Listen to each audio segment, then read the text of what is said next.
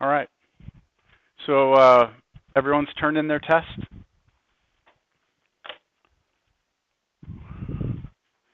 Questions on anything?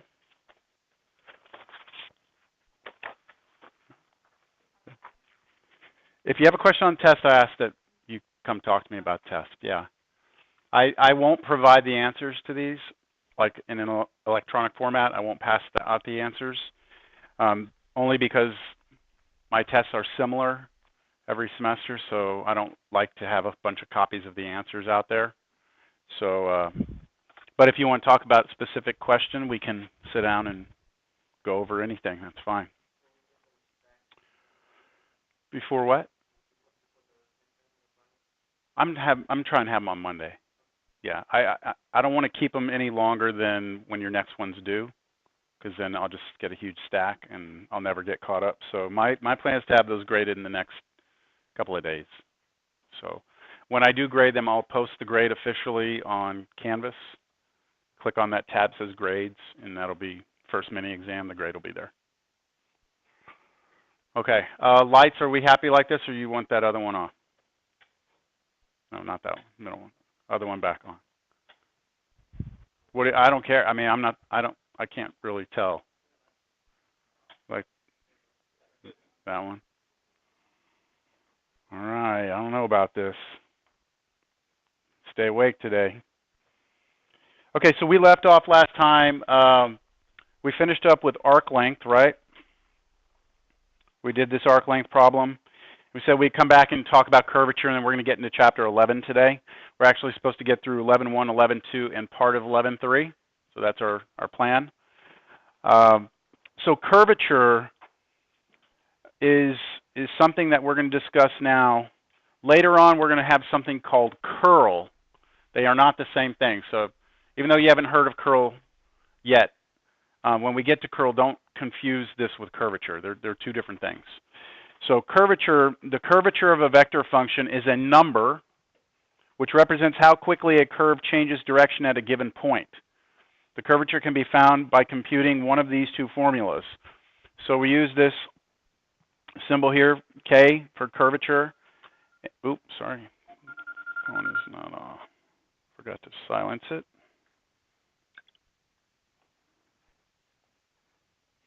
Okay. We use this K, and it is equal to, what is a capital T? Do you all remember that? What that is? Capital T of T? So what? Not torque. No. We defined this last class, capital T of T. The tangential vector. So we have, if you have a vector function R of T, its derivative is R prime of T. If you take R prime of T and divide it by its own length, you get a unit tangent vector. So this is saying that the curvature is defined to be the derivative of the unit tangent vector, its length, divided by the derivative of the vector function itself, its length. Now that's one way to compute it. The other way to compute it is to use this formula, which is the magnitude of the cross product of the first and second derivatives of your vector function divided by the magnitude cubed of your derivative of your vector function. Now, this says it's only good in R3. Why? Why can you only use this formula in R3 when your vector function's in R3? Your cross product's not defined in R2, right? So you wouldn't be able to do this cross product if your vector function only had two components. You would have to, we talked about you can do cross products in 2D only if you extend it to 3D using your third components to be zeros. Yes. I haven't done that yet. We will eventually do that, but in general, two-dimensional vectors cross products are not defined unless you extend it out to the third dimension. All right, so here's an example that shows what curvature is. So what I have the computer doing is this red vector, okay, is my tangential vector, and it's going to move around the curve as I move, right? The tangential is going to always be perpendicular to the radius, right? If there's a radius line going out here, this will be perpendicular, orthogonal. And it's going to compute the curvature. So look at the curvature for this one. It's constant, right? So what the curvature is measuring is how fast your tangential vector is actually curving or turning. And since it's a circle, that curve is always the same, isn't it? So it makes sense that it would be constant in this case. Now let's take a look at a different one and look at the curvature right now. I'm here at the origin. Look how big the curvature is, right? And as I move along, it's very tight. It's a very tight spiral, and then as I go out, the spiral kind of spreads out, so the curve is not as extreme as I get further away, right? So notice as I move out, the curvature is getting smaller and smaller and smaller, right?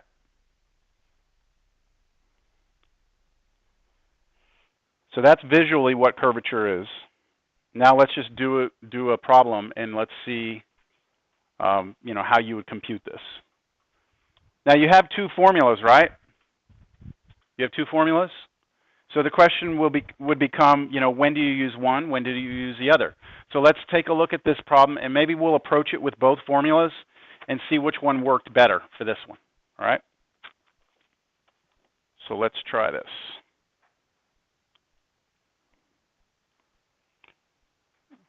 So we have our vector function r of t is equal to t 1 plus t squared. And let me try it with the first formula, okay? The first formula we had was that the curvature was equal to the magnitude of the derivative of the tangential vector over the magnitude of the derivative of the vector function itself. Let's try that one first. So let me go get each of the pieces over here. I'm going to need r prime of t. What's r prime of t? The derivative. So we take derivatives of vector functions by taking derivatives of each component. So with respect to t, this should be 1, 1, 2t.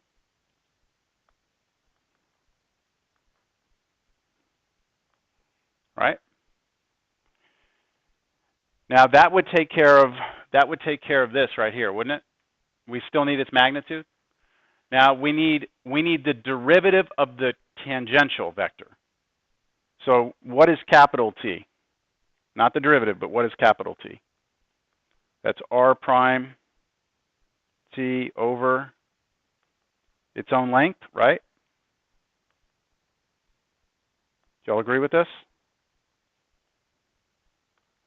We define that, trying to look for it real quick.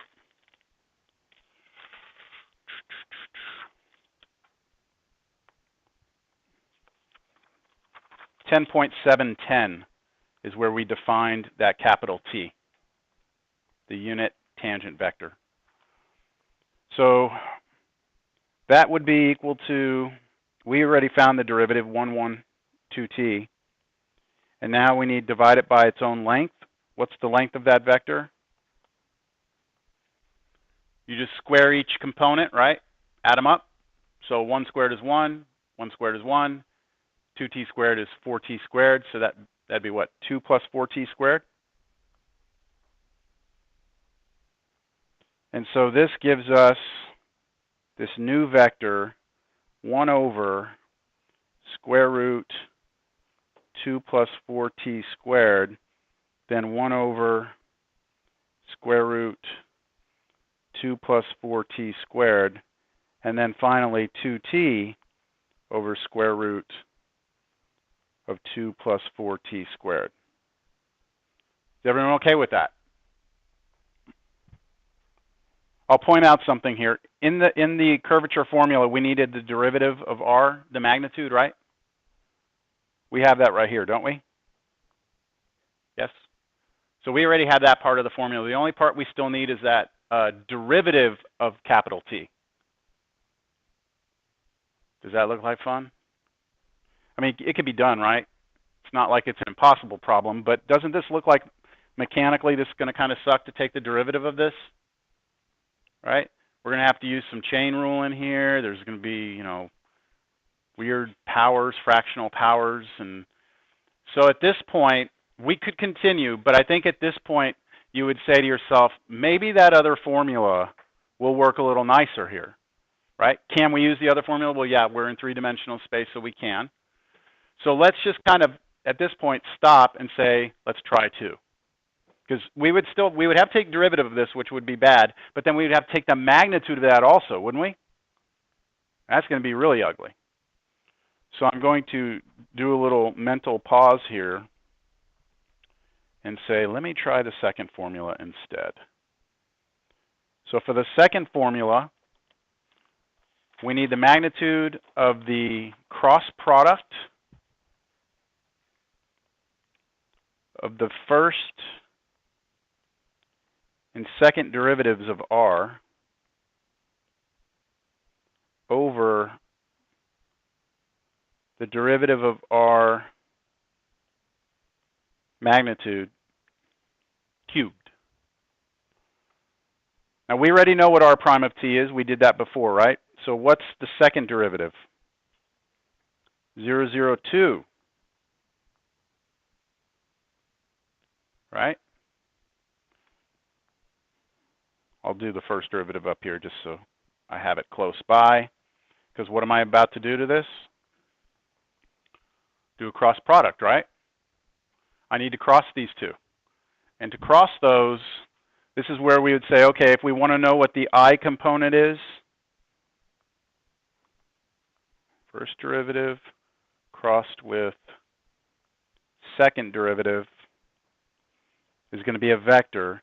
The first component I get by covering up the I components, right? And then doing a determinant on those other two right here, or these 4 numbers. So this would be 2, and then take away nothing, so it would just be 2, right? And then you go and get the rest, cover this up, 2, and then 0, but then you change sign, so -2. And then you cover up the k component, and you get 0, don't you? Oh, no, that's nice, isn't it? That was very clean. And then we need its magnitude, right? So what's the magnitude of R prime t cross R double prime t? Square root 8. What do y'all think about that? Is that okay? So we have so far this whole top there, right? That's it right there. All we need now is the bottom, which would be our derivative, right? Our magnitude cubed. So what was the magnitude again of the derivative? We did that earlier also, didn't we? Square root 2 plus 4t squared, but we want to cube that, don't we? So when we cube it, we cube it. And there's different ways to write this, but one way you could write it is 2 plus 4t squared to the 3/2, right? It's one way you could do it. Yes? What's the intuition behind this formula? We're building a parallelogram where one side is the velocity vector and the other is the acceleration, or dividing that by 3 times the magnitude of velocity. I mean, I would not think to calculate the slope of the curve using that. Got you. I understand what you're saying. Look at the first, okay, look at the first formula. The first formula is the one that would make more sense. The other one comes from simply rewriting what this is, okay? Like, remember, the tangential vector, this right here, it's this, right? Okay, so what if you take derivative of this? You would do like a quotient rule on this. And what you start to wind up happening, what winds up happening when you start to rewrite all the formula in there is you start to realize that, okay, part of that is the second derivative, and then you can start manipulating that algebraically to get it to turn into say, oh, look, check out, the numerator is actually just the magnitude of the cross product of these two vectors. So it's not as intuitive geometrically from this formula. It's more intuitive this way, but algebraic manipulation would take you to this. That's correct. That's, yep. Which would be an exercise for yourself. And the book might actually do it. I don't know. Let me see. It might. Sometimes the book does it. Sometimes it'll put it in the appendix. Let me see if it does it for you at all. It's 10.8.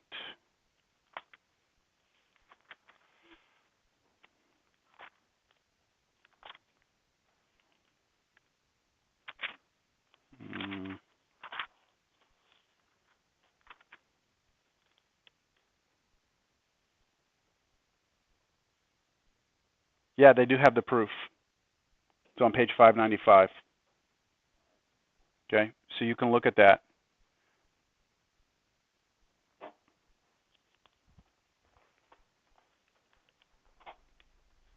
But I would suggest you start, don't just go right to the proof. Start on page 593 where they first define curvature. And then from there, read through until you get to that theorem, and then go through the proof. I've got a different book, but I'm sure. Yeah, I'm sure you could find it. Okay, so I think we have everything, right, to put this all together. So the curvature would be what we got up top, which was square root of 8 over that, which was 2 plus 4t squared to the 3/2. And you just leave it like that.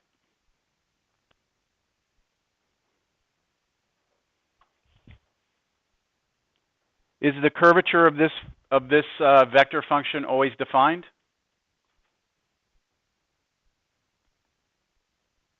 Is there anywhere where the curvature would be undefined? No, right? What I'd be saying is there anywhere where this might turn out to be 0, right? Because then you'd have division by 0. Well, you can't make that 0, right? Unless you have imaginary numbers, but we're not dealing with that, right? So it would always be defined, which kind of makes sense because this curve is always defined, right? No problems up here with domain. So it should be drawing something, and we should always have some rate of change of that tangential component.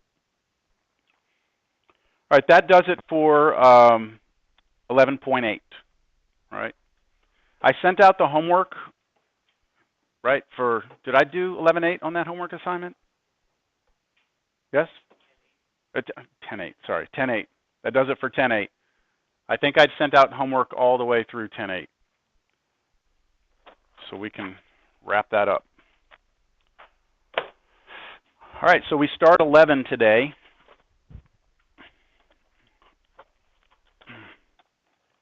And chapter 11, I didn't, on your notes that I just gave you, packet I handed out, did anyone not get one?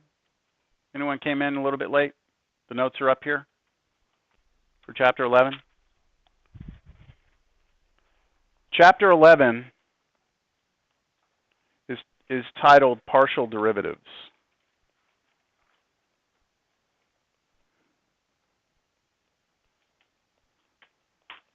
Partial derivatives. I don't think I included that in your notes, right? It starts right at 11.1. So close this out. Okay, 11.1, we start talking about what are called functions of several variables. Now, we haven't really talked about this too much in this class, but I want to point out that everything that we do here in Calculus 1, Calculus 2, Calculus 3 is all calculus of functions of real variables. So I don't know if you all have noticed that subtly. We've never been able to include I, right? Like imaginary numbers have never been part of calculus. Do you all agree? I mean, you may have seen some weird example here and there, but I mean, in general, what we study, we always consider our variables to be real variables. And so when we say here functions of several variables, I want to stress to you that, again, The variables we have are real numbers. You do not deal with complex numbers or imaginary numbers until after Calculus 3. So those of you who are going to do more math, everyone always asks me if I'm a math major or something, like, when can I start taking electives, right? Because math is very linear. It's like college algebra, pre-calculus, Cal 1, Cal 2, Cal 3, right? It's after Cal 3 and linear algebra. After those two courses, then you can start taking like different courses. That kind of makes sense? And one class you can take is what's called complex variables. And what you do is you deal now with functions where the variables can be imaginary numbers. So I'm just pointing out to you that everything we do is real variables. We will never see complex variables ever in here. Anyone know why?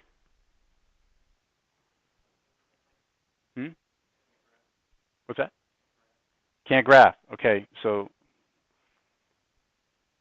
how many of you know that we have something called the complex plane that's double struck C instead of double struck R for a real number? That we have this thing called the real axis and the imaginary axis. And that if you define a complex number, like let's say 4 plus 2i, that would mean out 4, up 2. That point represents that complex number. Okay? So with real numbers, right, with real numbers, if I want to pick a real number, all I need is a single axis, and I could pick like the number 4, and I just go, here's 0, I just go out 4, and here I am, right? There's that point. And when I have a function that takes a real number, right, a function, and it spits out a real number, then I have, let's say let's say this function f squares the numbers, squares whatever it gets. Then it would take 4 in and spit it out as 16, wouldn't it? So to visualize that, all I would need is to draw two axes, one for my input, one for my output, right? So I have the 4 here for in, I have the 16 here for out, and I plot that point. And I can continue to plot the points, different values, and eventually I get the parabola, right? The problem with complex numbers is that if I'm going to have a function that takes that value somewhere, it's going to have to drop it off in the complex plane also to a new complex number. So let's say it drops it off over here. Now, how can I visualize that? Well, with this, I needed one dimension for the input and one dimension for the output, right? But with complex functions, you actually need 2 dimensions for the input and 2 dimensions for the output. So there's no way to put that on a piece of paper because you need 4 dimensions total to visualize it. So you cannot visualize functions of complex numbers or complex variables without being able to somehow understand what 4-dimensional space is. And so we avoid it until after Cal 3 because it just requires a little bit higher level of thinking, I guess. Does that make sense? So that's why we avoid it for so long. All right, so what we're going to do today with 11.1 is we are going to look at functions of several real variables, specifically functions of 2 variables to start. So we have seen that anytime we have an equation with x, y, and z, an equation, right, that gives us a surface. We spent a lot of the beginning of last class talking about all these different surfaces and cones and hyperboloids and all these things, right, paraboloids. But if we can take that equation and solve it uniquely for z, then we can look at z as being determined by the other 2, right? It's kind of like when we had an equation with x and y, and if we solve it for y, then we say y is a function of x. Well, if we have an equation with x, y, and z in it, and we solve it for z, then we can say z is a function of both the x and the y. So now we have a function of several variables instead of just one. So if we can do that, we can rewrite it this way. Z is a function of x and y. So we have our 2 variables in there instead of 1. Notice, though, also that to be defined as a function, the definition of a function is basically that if you have a single input, you should have a single output, right? 1 in, 1 out. That's what we need for a function to be well defined. The difference is that the input here is a what? It's 2 inputs, right? So I'm actually going to look at the input as being a point in two-dimensional space. And the output is a single number. Okay, so with this notation, it's important to see the domain of the function are all the ordered pairs. That's what I'm saying right now, all the points which can be plugged in the function. This means that our domain is in R2. This is a big deal. Everything before our domain has always been like some piece of the number line. Sometimes we'd say all real numbers. Sometimes we'd say it's only defined on an interval, right? Now your domain can include entire regions of two-dimensional space, as opposed to something on a number line. And the range, as I said, is R, so we've got the real numbers coming out. Do you remember this notation I showed you last class?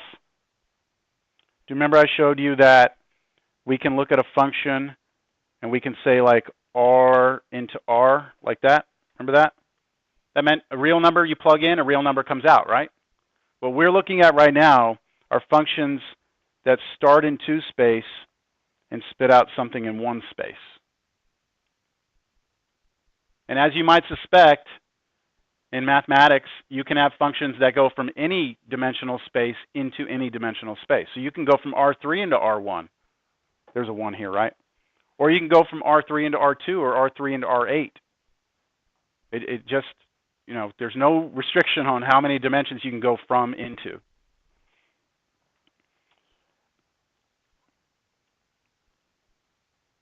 All right, so if we have two dimensions that represent our input and one dimension as our output, then we only need 3 dimensions to visualize, right?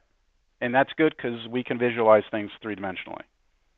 So before we actually get to the visualization, let's take a look at this, and I'm assuming you've never seen a function of 2 variables before. Let's just practice evaluating some things here, all right?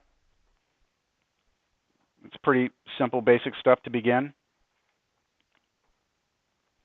So I have my function f of xy equals square root x plus y plus 1 over x minus 3. So the first thing that I'm going to ask for here, I'm sorry, your first page printed twice, didn't it? On your notes, or did it not? No? Okay, I must have fixed that. Good. All right, so the first part, I want to find what's f of 2, 1.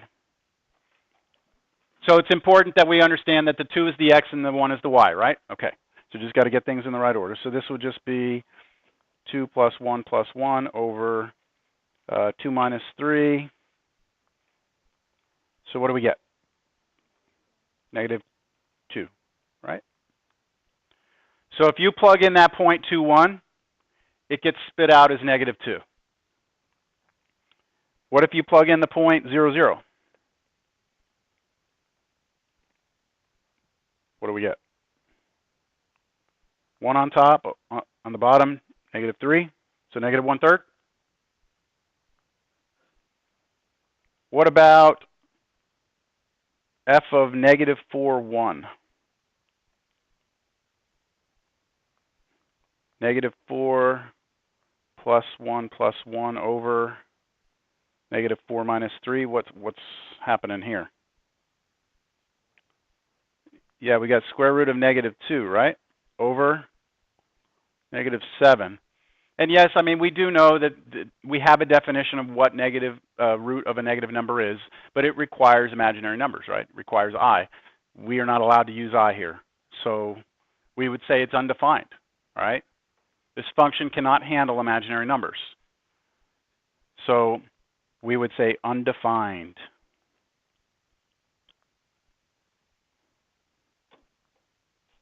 Our function is undefined here, which means 4, 1 is not in the domain, right? The implied domain. So the next question is for us to determine what the domain of this function is. Right? What is the domain?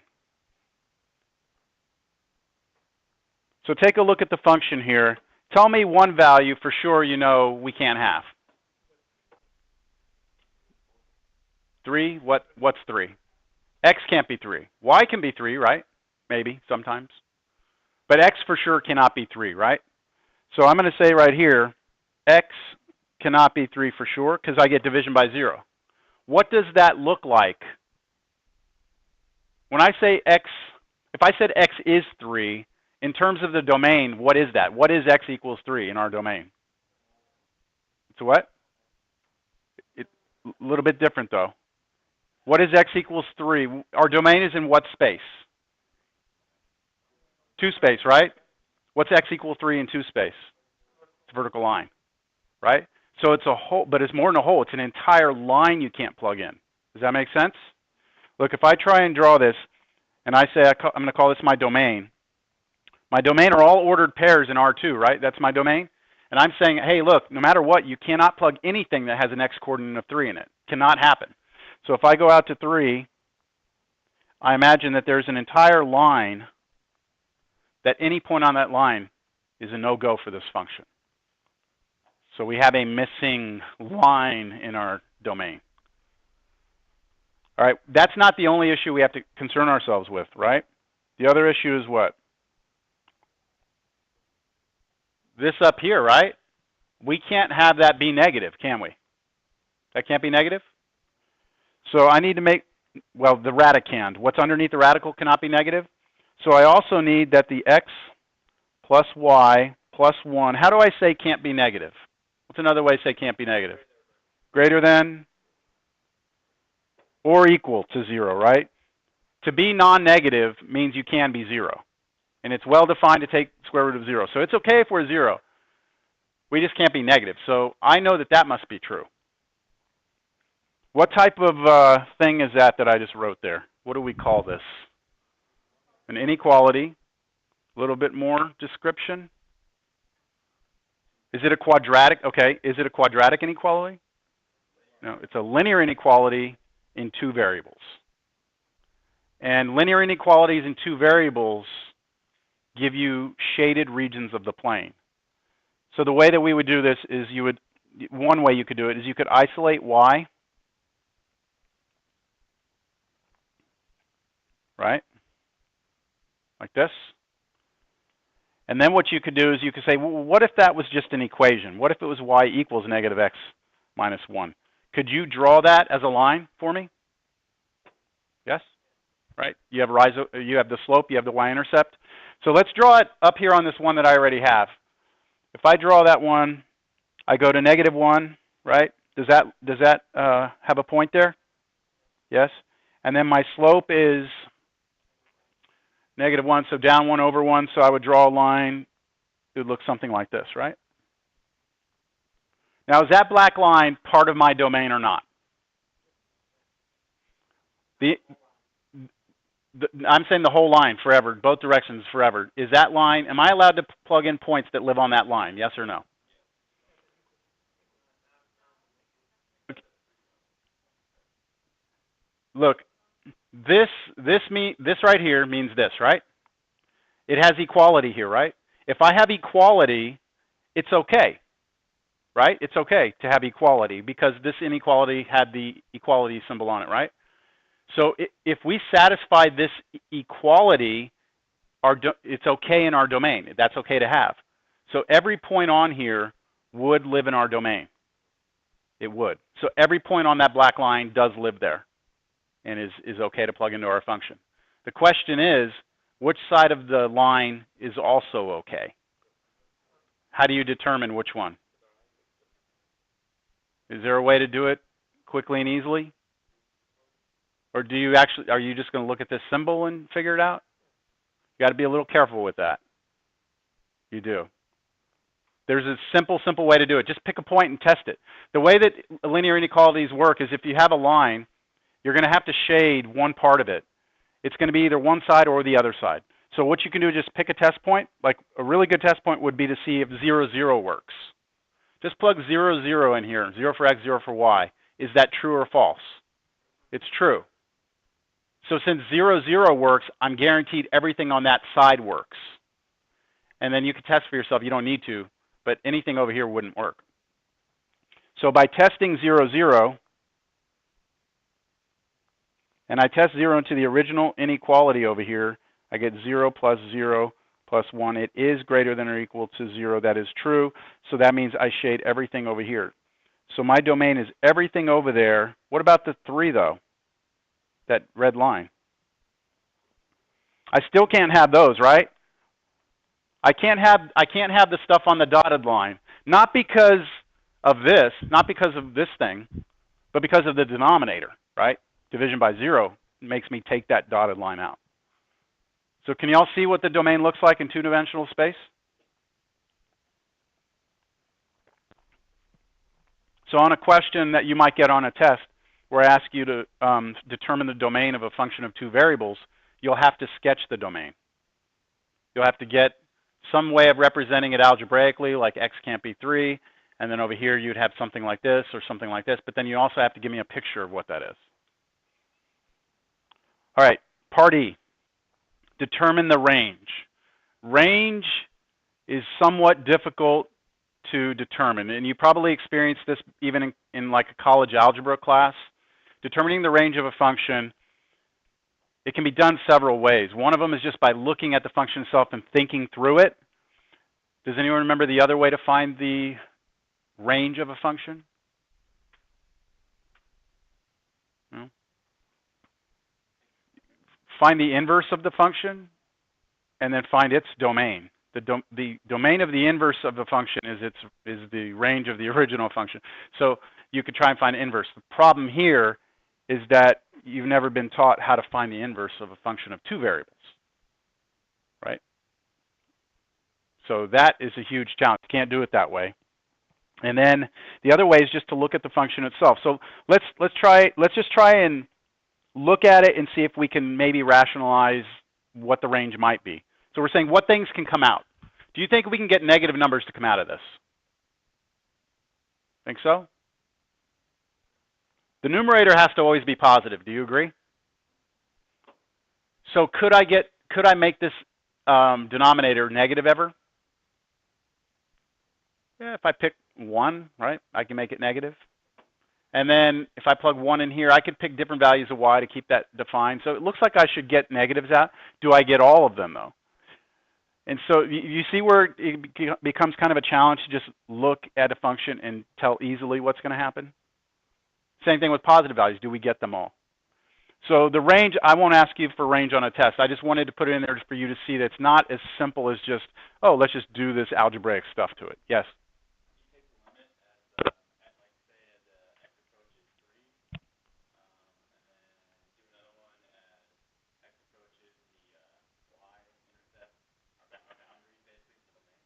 Yes, we are going to do something like that. We are. So hang tight.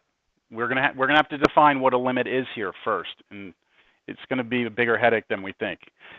All right. So now let's sketch it. Now, what I have? Oh, I don't have the sketch. What the hell, man? Well, we'll get a. I think I do the sketch in a second. So, all right. Step away from that for a second. Function 2 variables. If we choose points in R2, we can begin to plug them into the function to get outputs, right? You plug in things that are in domain. Every one of those points spits out some value. If we put more and more and more points in, then we get. So what I want you to see here is, like, imagine that the ground here, right? The ground is our domain. And for every point in the domain down here in R2, we represent it, the z value, right, is actually how high above that point in 2 space you are. So we create the height of the function as z. Make sense? You start plugging in all your points, and what you get eventually, if you do all the points, enough points, is you start to create a surface, don't you?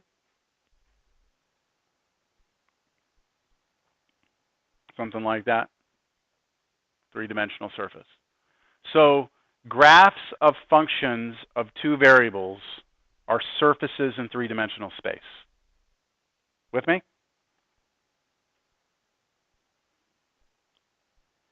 So this, again, is another thing that represents the connection. So on the left side is the domain. On the right side is the visualization of what's happening. So if I'm in the first quadrant in the domain, y'all see I'm in the first quadrant here, 3-dimensionally. So the ground is basically this, right? I come up to some point Here's the xy coordinate. I plug it into the function. It spits out the function's value at that point, and it's somewhere up here. And then as I move around, let's pull that point. You see that point coming around up here, right? So it looks like for every point in this domain, I have some point on the surface. What do you think we're going to be asking ourselves in this chapter?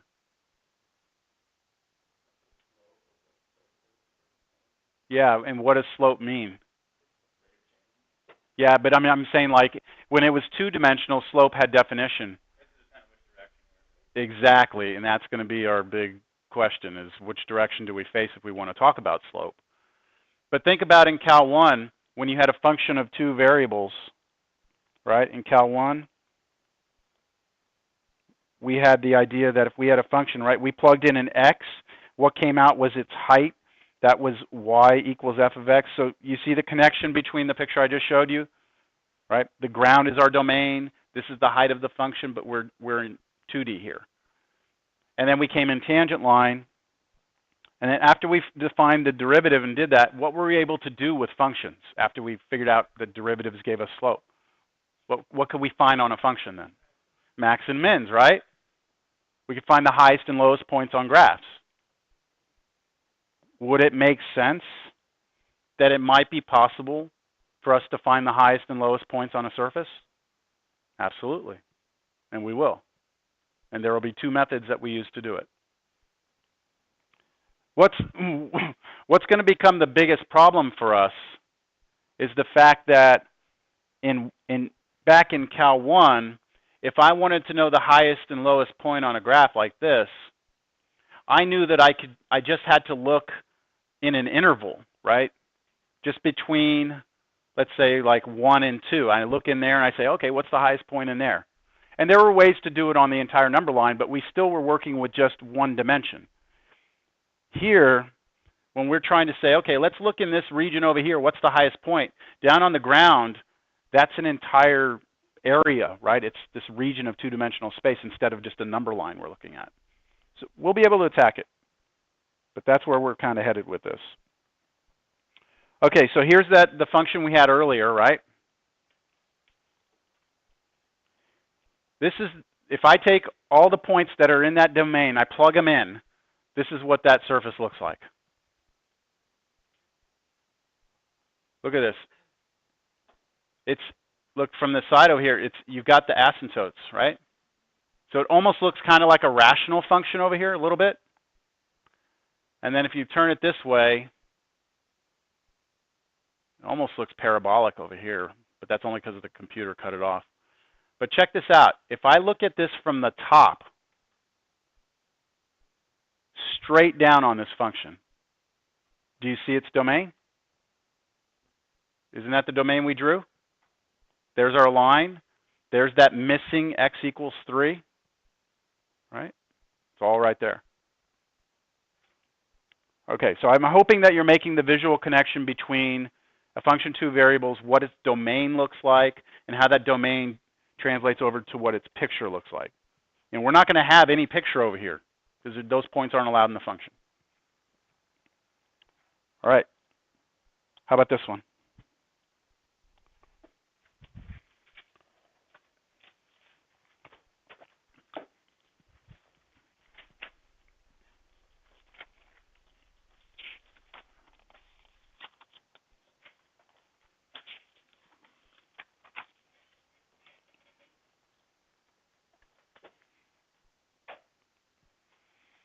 Okay, f of xy equals x natural log y squared minus x. So I ask first of all to find f of 3, 2. Is our function defined there? See, 3 times natural log of, what, 2 squared, which is 4 minus x, which is 3. And that gives me what? 0. Because natural log of 1 is 0, right? Okay. So if I plug in 3, 2 in this function, it's well defined. It spits out 0. Great. So I could actually go and really try, if I wanted to, even though I'm not going to ask you to do this, I could try and start getting a picture of what this thing looks like. I could go out x3, I could go y2.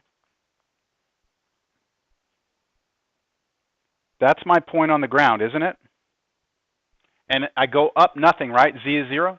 So that point actually lives on the ground. And then I could keep doing that for all these different points and try and get an idea of what the surface looks like, but it's, futile effort. It's very difficult to graph functions of two variables by hand in general. It's very tough to do. Okay?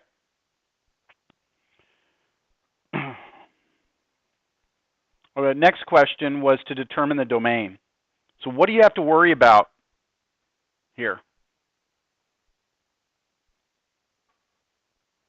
What domain issues do you have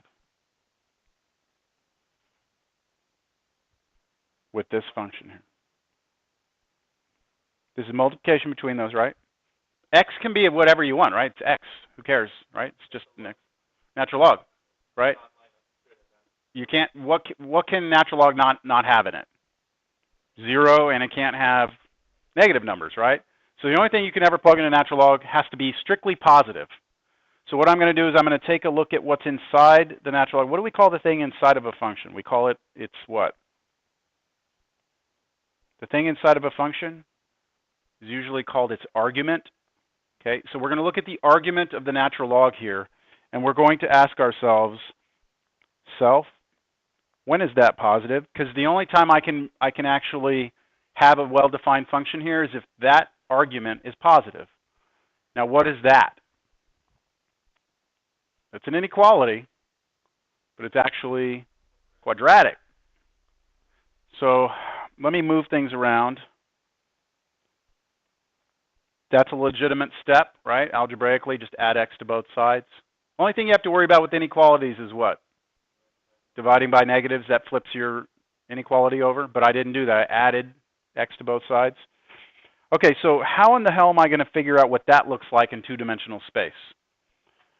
Well, the way we do it is we separate ourselves from the inequality for a second, and we make it equality, all right? What does that look like in two-dimensional space? Y squared equals x. It's a parabola. Which way is it opening? To the right. So it looks like this. Now,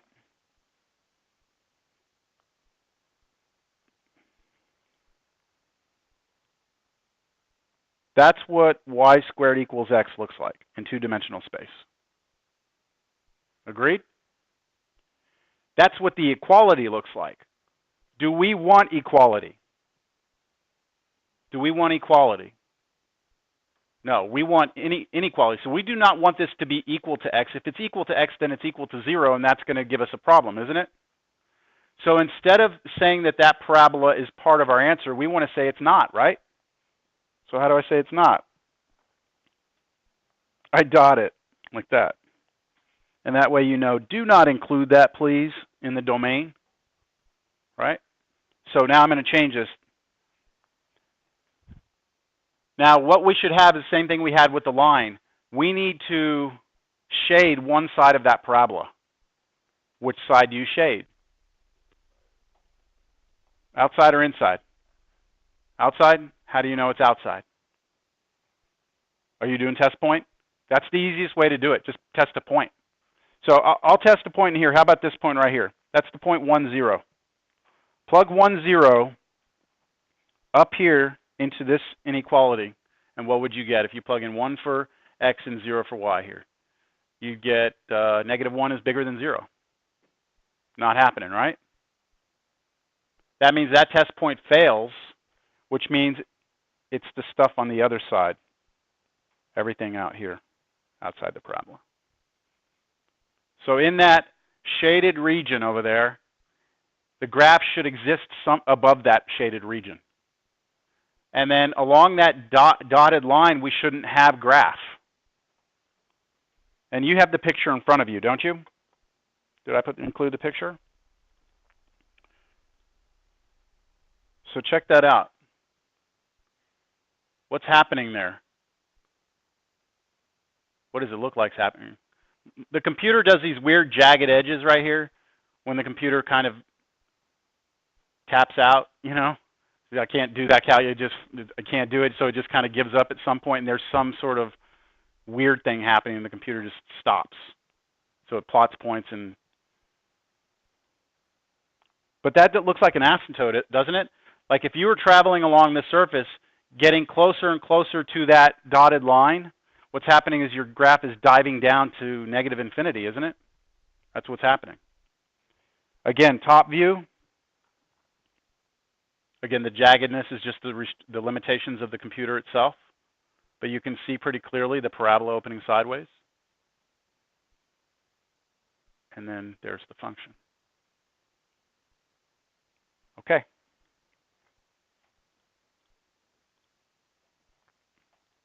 How about this one? Just determine the domain.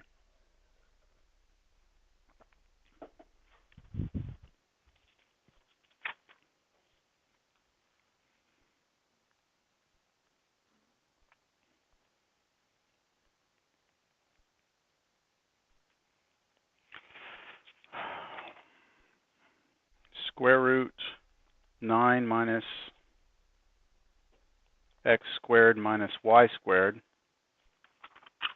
Again, the argument, or in this case, because it's under square root, we'll call it the radicand. That has to be what? What does it have to be? What? It has to be greater than or equal to 0, doesn't it? Now we have a quadratic inequality in two variables. So the way that we can work with this, we can start to see, I've already heard it, this kind of, you can see that there's kind of the pattern of a circle in here, isn't there? Like x squared plus y squared equals r squared. So what we would need to do is just like before, we would say, all right, well, look, let's just treat it like an equation first and figure out what that looks like in two-dimensional space. That's a circle radius 3, right?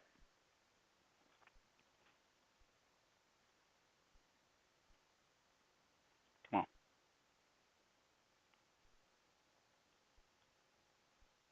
Something like that. Good enough?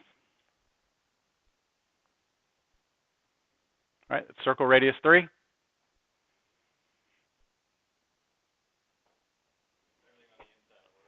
Everything on the inside works. So you would, are we going to include the boundary of the circle? Yes, because we have equality here, it's okay for this equation to be true, which means we do want to include that. And then you just pick a test point. Let's say 0, 0 is always a great test point if it's there. On the previous example, 0, 0 wasn't there, or was it? No, because our parabola was on that, so we couldn't pick 0, 0. But I'll pick 0, 0 here. 0, 0 in there, you get 9 is bigger than 0, it works. That means everything inside works. So our function should be defined on everything above that disk. Make sense? This would be the algebraic solution. That would be the picture solution. So on a test or something, I would want this and this, both. We're due for a quiz, aren't we? We're really overdue for a quiz.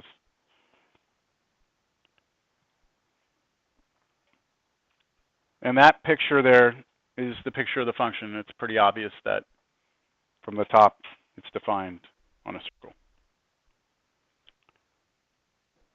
All right, now, everything we've just done can now be extended to a function of 3 variables. So now you have, instead of z depending on x and y, you have an equation that has, it would be like a 4-variable equation where you solve for one of the variables and it depends on the other 3. If you do that, if some value depends on 3 variables, we call it x, y, z, then the domain of this function requires 3 coordinates, which means that we look at those as ordered triples, points in 3-dimensional space, right? So your domain is 3-dimensional. And then your range is over in the 4th dimension. So can't visualize this, right? Not easily, at least. Not easy to visualize 4 dimensions. But we can still talk about domain without worrying too much about it. So look at this function here. Determine the domain. We won't plug in 1, 2, 0. I think that y'all could do that, right? What's the domain of this one? Yep. So we just take the square root.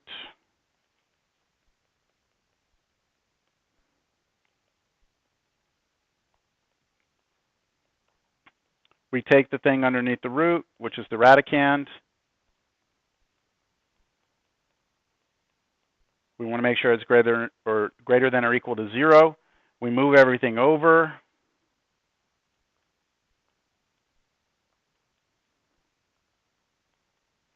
I come in here, I turn it into an equality instead. And that is the equation of a sphere centered at the origin, radius 3, right? Do I include the boundary of the sphere? Yes. Is it the stuff inside the sphere or outside the sphere? So we would have to pick a test point, wouldn't we? That test point would have to be maybe the origin, 0, 0, 0. Is that true? Yes. So it's a sphere radius 3, and it's everything in it. So it's a ball radius 3. So if I were to sketch the domain,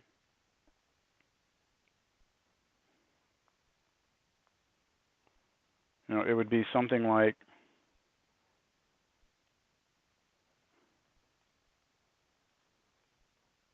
terrible.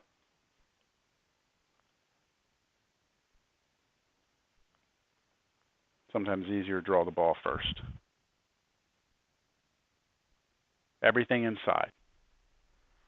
Hard to draw that. It's hard for me to draw that it's everything inside, right? I mean, guess maybe that would do it. Hard to draw the boundary. I mean, what if we didn't want the boundary? How would you draw that? Draw a dotted surface? How are you going to do a dotted? Yeah, maybe dotted lines instead of solid. So it becomes a little challenging. But that's where the inequality comes in. You should know by the inequality whether or not you're including the surface, the boundary or not. All right, so let me give you an example of a function of 3 variables, just so you can have some understanding of where you could use something like that. Let's say we had a very, very precise thermometer. Okay, let's say my little pen here was a very, very precise thermometer that was accurate to like 1/10,000th of a degree, just at that little tip point, right? Then what I could do is I could walk around this room, and every point in this room, I could take a measurement of the temperature, right? Then the temperature at every point has a value. It is a function of where I am in the room. So I could say that the temperature at some x, y, and z coordinate, so we could measure like, x is along that way, y is this way, z is this way. The temperature at this point has a value, and its value is something. And so you come up with the function that gives you that, right? So then the question we might ask ourselves is, if you're right here, is there a way to travel through the room where your temperature doesn't change along that path? Or ask yourself the question, in what direction should I go so I have the most rapid increase in temperature or decrease in temperature? So maybe if I go that direction, it gets, well, maybe the projector is hot. So maybe in that direction, it's hotter in that area. So if I head that way, I will get the most increase in temperature, the highest increase. That make sense? And that all is related to the same things we did in Cal 1 with slopes, where you're looking for rates of change. How fast, how steep, where's the maximum rate of change, where's the minimum rate of change, where are you flat? All those things can be translated into that word problem. Does that make sense? You could also say gravitational force, right? I mean, we all say that the gravitational force is constant on Earth, but that's very loose, isn't it? Because it's not. It depends on how far away you are. So you could define the actual gravitational force at every point in space, and that would be a function of 3 variables. So useful things.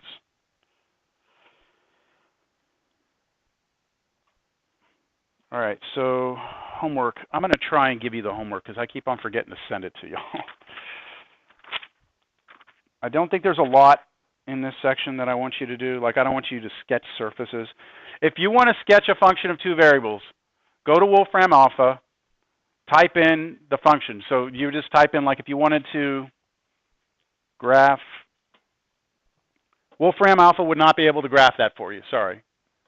Nor can I. But if you type in, like, square root of 9 minus x squared minus y squared, Wolfram Alpha should be able to spit out a picture of that. So we won't be doing it by hand. How about page 623?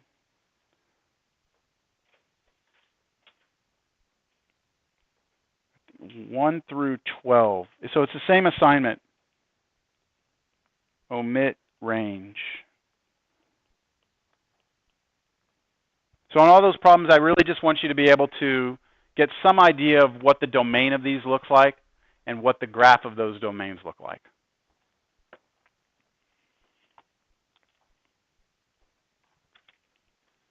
Okay, moving along.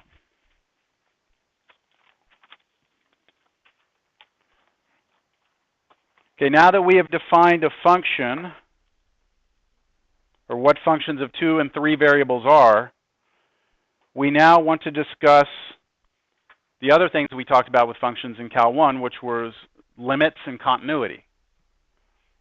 So what happens when we try to define a limit of a function of several variables?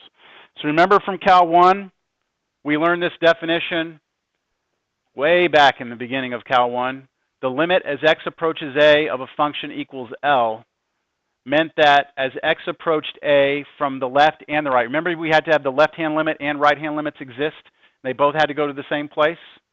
That's what it would take for us to be able to say the limit was L. The picture of that is this.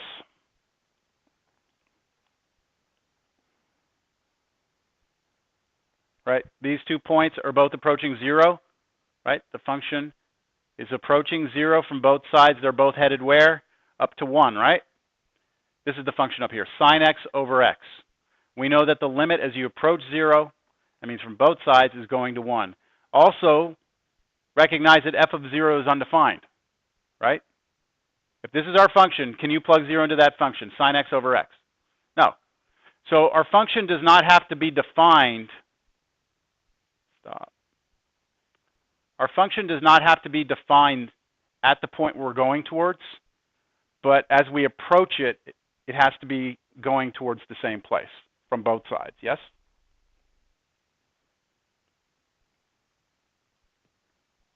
We also said we had places where limits did not exist, where we would come in from both sides. Again, here we're approaching 0, and they're headed towards different places, right? So the limit doesn't exist. So in two-dimensional space, the important thing was that the graph, the limit had to exist from both sides. As you came in from both sides of, when you're approaching A, from both sides, it had to go the same place. I'm saying the same thing like 5 different times here, I'm sorry. But it's really important. Because the definition of the limit of a function of 2 variables says that if we're trying to find the limit as we're approaching a point in the domain. Now the point in the domain is an ordered pair, AB. So instead of approaching A, we're approaching AB. That we need that as we approach that point, the function's value is approaching some value. Do you already see the problem in that? Do you see what the issue is with that? Well, you can approach it from like 4 different angles, right? Is it just 4? Well, no, actually more than that. You'd have to do that from lots of different directions. That's the big question. How many ways can we approach a point in two-dimensional space? So let's look at the origin right here, right? Let's say that I'm going to take this point right here, right here, and I'm going to try and approach 0, 0. and see what's happening to this function. Can I come in like this? Is this approaching 0, 0? Yes? Okay. Is this approaching 0, 0? Yes? Okay. How about this? Did that approach 0, 0? Yes? How about this? Like a spiral, like a downward spiral into the 0. Yes? There are infinitely many ways that I could actually approach a point in two-dimensional space. Infinitely many ways. I could come in linearly, directly straight into it. I could come, weaving my way in, right? I could go spiral into it. No matter what, I mean, there's just no limit to how many different paths I can find going to that point. So for the limit to exist in 2D, we only have to check from the left and the right. But now, to find this limit, we must be able to check it on every path possible, which is impossible. Isn't it? There'd be a way to draw a really tiny circle right at the point. Mm-hmm. So take, I guess, the magnitude of your distance from the point as it approaches 0, and then draw a tiny, infinitely small circle around the point. Yes? Would that be essentially, that would essentially be approaching it from all paths? Well, but if you draw a circle, right? If you draw a little circle around a point, The radius of the circle would be the limit as it goes. It would have like essentially no radius. the limit as the radius of that goes to 0, then what you're doing is you're coming in on paths that are circles, getting concentric circles that are getting smaller. That's a path, but it's not every path. Does that make sense? Not really. Dimensions, I would think that a circle would cover all as it gets tinier. Here's the analogy of what you're saying. Somewhat, I think what you're saying. In two-dimensional space, if we were trying to find the limit as we were approaching that point, here's A, right? We came in from the left and from the right, correct? The idea of putting an epsilon-sized little infinitesimal circle around a point 2D is equivalent to saying come in and to an infinitely small interval here. But you still have to approach from one side of the interval and one side, even in that interval, you have to still approach. You have to let this thing, whatever's in here, get closer to A. So if you go to 2D now, when we're looking at our point we're trying to get to, I'll say that's the point. And you can draw an infinitesimally small circle, but even in that little circle, there's an infinite number of paths that can go to that point. So we're trying to make it linear, basically, We're not going to try and make it anything. We are going to concede to the idea that we can't check every path. Now, there's going to be a way around it. The way that we're going to get around it is the squeeze theorem from Cal 1, because there are certain functions we will be able to control the size of the function.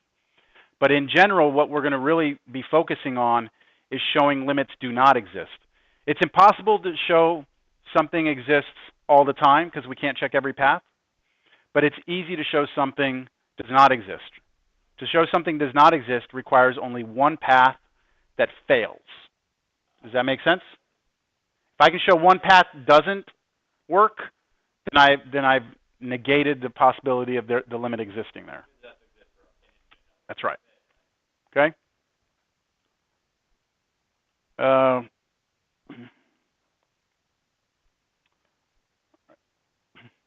So let's investigate this along several different paths leading to 0, 0. So I'm going to write this down.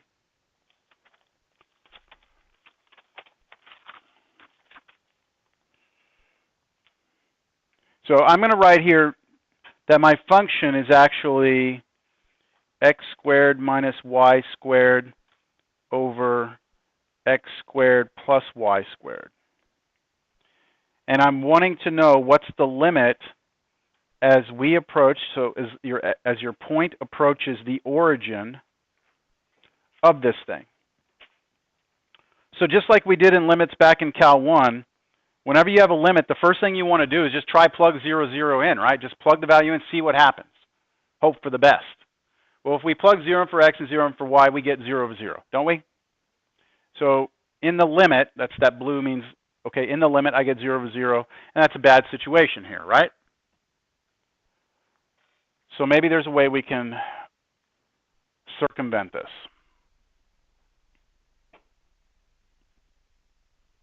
Right? So we're going to try some different paths.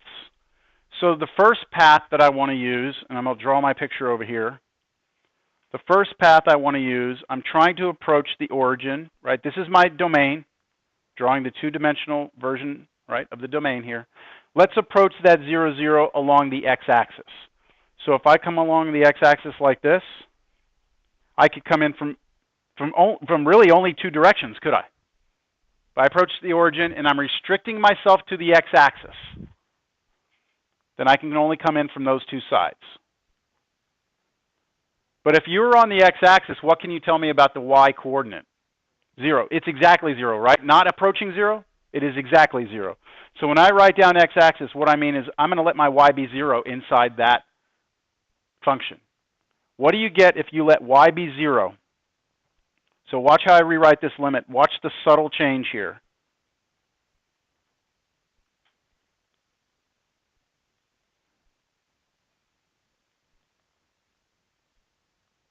Maybe it's not so subtle. Everyone understand I'm not letting y approach 0. I'm defining y to be 0. Therefore, these are exactly 0, which makes this just x squared over x squared. Doesn't it? X squared over x squared is 1. And then the limit doesn't play a role here, does it? So this becomes limit as x0 approaches 0, 0 of x squared over x squared, which is 1. And so you simplify it first, right? Before you take the limit, you simplify it algebraically. That's just 1. So what appears to be happening is that as I approach 0, 0 along the x-axis, if I were to be walking along the x-axis, and as I'm walking towards the origin, so let's say I'm walking towards the origin on the x-axis, and I'm looking at the function, I'm looking up, and it's getting closer to one unit high, isn't it? I'm not saying it is 1, but it's getting closer and closer to 1, isn't it? And if I come in on the other side of the x-axis and I look up, I should see the surface up there approaching 1 also. But that was only coming in from one direction. Now here's the visual of what I was trying to just say.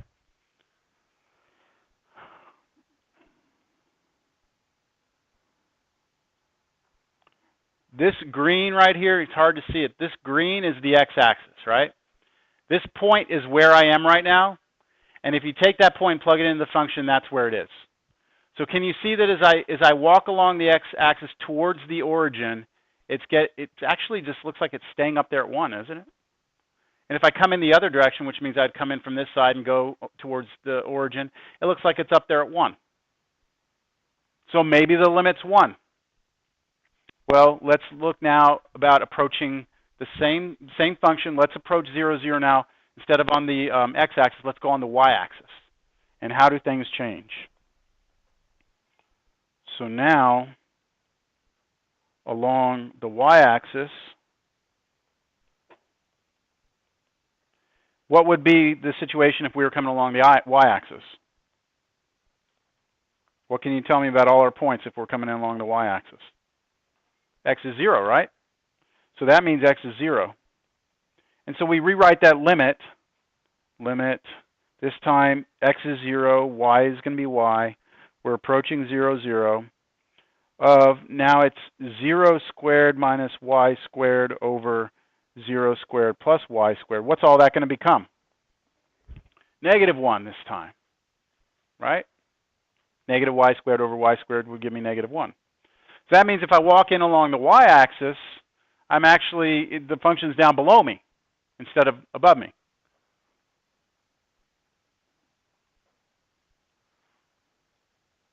So here it is again. you can see the y-axis. I'll do it on this side here. So the y-axis is up here, and see my surface is down below me. And as I walk in, it's down there at -1. And as I come in the other side, which you can't really see, so I turn it, it's down there at -1. I can take the surface out completely, and you can just see it. That's what it's doing. Follow that? So what can I say then at this point? The limit doesn't exist, right? For the same reason in Cal 1, that if the limit from one side went to something and the limit from the other side went to something else, the limit did not exist. I have just shown here that the limit does not exist, because from two different paths, it went to two different places. One, on the x-axis went to 1, on the y-axis went to -1. So does not exist. That's what you'll be have to do. I'll give you a problem, and I will tell you, show that this limit does not exist. So that means you're going to have to pick paths that get you two different values. You already know it doesn't exist. You just have to actually show it. All right, let's take a look at this one. xy over x squared plus y squared. We're still approaching the origin. Could we approach some other value other than the origin? Like I could ask you for a limit going to a different place, right? It's just we're starting out here, and so we're using the origin because it's a convenient place to orient ourselves. Are there any questions right now? Yes.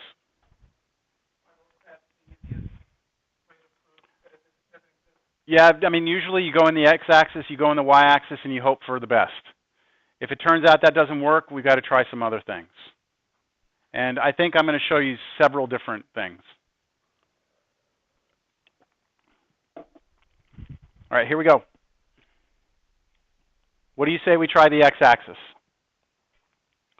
Okay, if I'm going to go in x-axis first, that means y is 0. What do you get in this limit if you let y be 0? What would you get? X times 0, right, over x squared plus 0 squared. But what does that 0 on the top do? It kills off your x, right? Completely. You get 0 over x squared. 0 over x squared is going to be 0. And what's going to happen if you try coming in the y-axis? Same exact thing, right?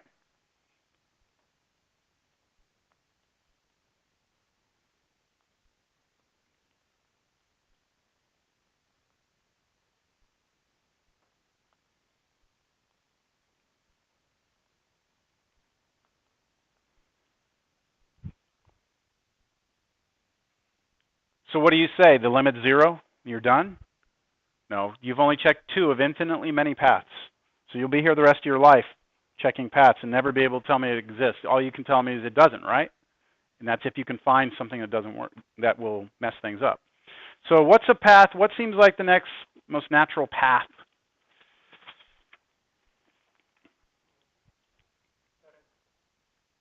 X equals,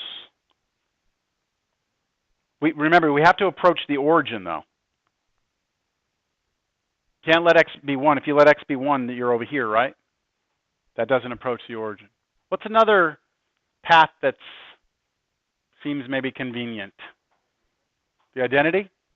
I don't know if that's what you said. Yeah? The identity? The diagonal? That's y equals x, isn't it? That path approaches the origin, doesn't it?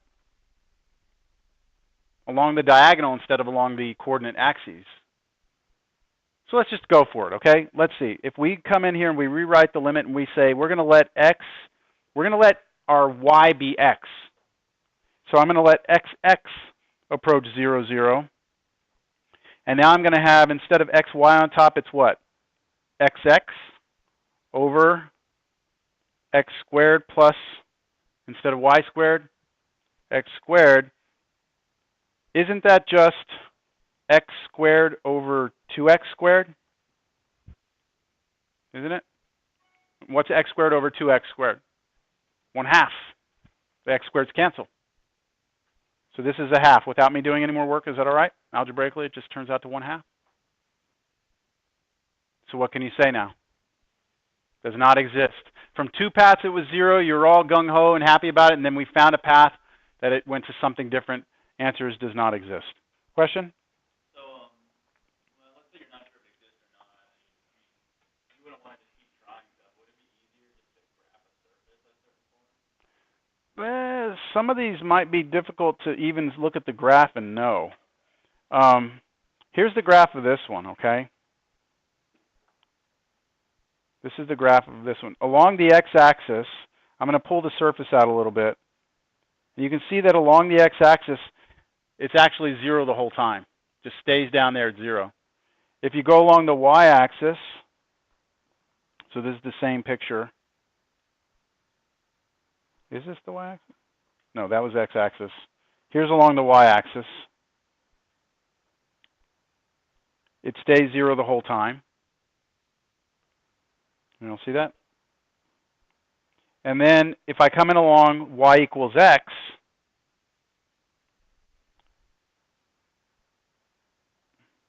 you can see that as we move across, you can't see the green one. Let me pull the function. See, this is our diagonal on the ground.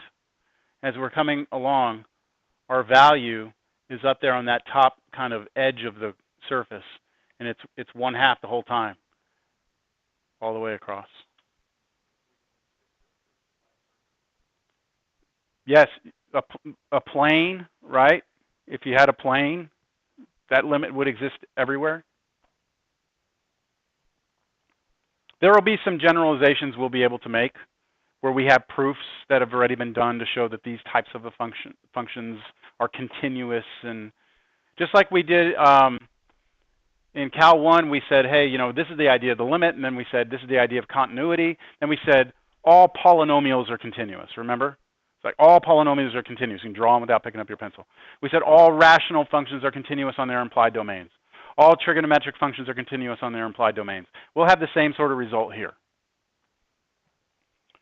All right, so I've shown you 3 paths, right? Check this example out. This one is tricky, all right?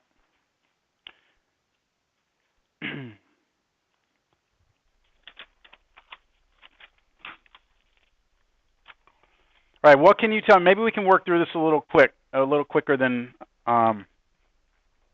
we need to, like not have to write everything down. If I come along the x-axis, then y is 0, isn't it? If y is 0, what does this give me? I get 0 automatically, right? It's going to kill off the top and get 0 up here, down here, I'll have x squared, so I'll get 0. If I come in along the y-axis, x is 0, and then I get 0 again, don't I? Okay, what if I try, damn it, hold on, got ahead of myself. What if I try y equals x? Okay, so I'm going to try and come in along the diagonal. And the one I'm looking at, I'm doing this one right now. xy squared over x squared plus y to the 4th. What if I try coming in along y equals x? So let me replace all my y's, right, with x's. What would you get?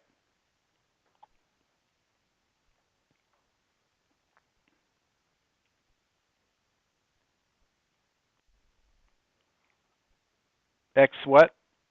Cubed over x squared plus x to the 4th. And what's the limit of that as x approaches 0?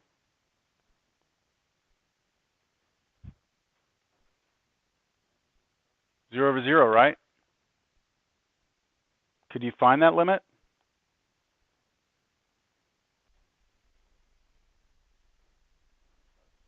You could do L'Hopital's rule a couple of times on that, right? But can you see that it's not obvious right now? It's not like automatic for us. Like in the last one, we just had 1/2 and we were done, weren't we? Here it's not turning out that way. We're letting y be x and we're still getting 0 over 0. So we maybe square root of x, like you're saying y equals square root of x or something like that. Try that. So that could be a possibility. But going back to our picture for a second, the first thing that we ever did, I'll start this one. The first thing we did is we said, damn it, come on. We said, all right, we're going to start out by trying to approach the origin coming along the x-axis, because that was just seemed like a natural path going to the origin. And after that, we said, all right, let's come in through the y-axis, and that seemed to work on some problems, but not on every problem we've done. Then the one that those two didn't work, we said, we'll come in with the diagonal. We'll be really, really smart, right? We'll come in with the diagonal, and that seemed to work. Well, do you agree that every one of those paths is a line? Isn't it? So why not, instead of saying, let's come in along just the diagonal or just the horizontal line, why don't we try every line that's non-vertical, right? Vertical lines can't be written y equals mx.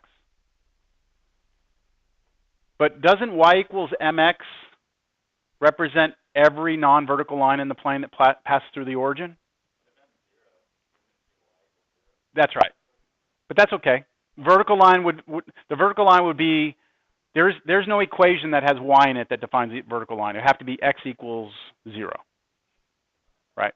So this will take care of every line going, geez, I can't get one of those to go through the origin. It'll take care of every one of those lines, right, in general, that goes through the origin except the vertical one.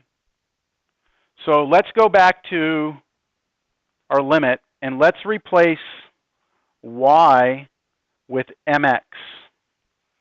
And let that approach 0, 0. And so I'm going to go to that function. I'm going to replace my y. So I have x times, my y is squared on top, so mx. I'm going to square that over, on the bottom I have x squared plus what? mx to the 4th.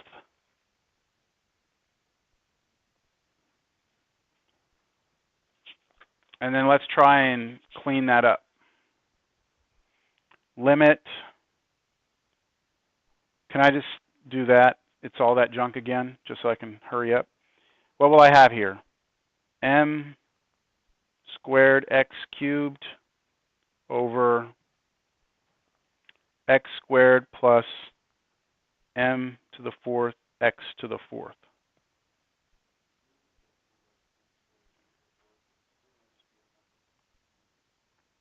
What's that? M. Do I need to do, keep going? Okay.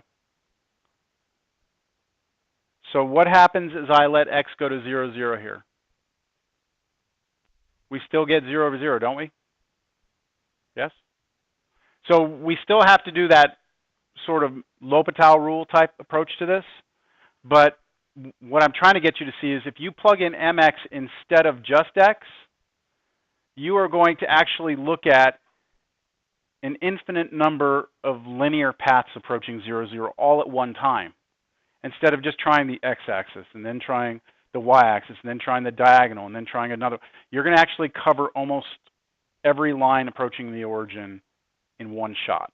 Do y'all see the difference between going very, very specific as opposed to very general? So let's see what we get here.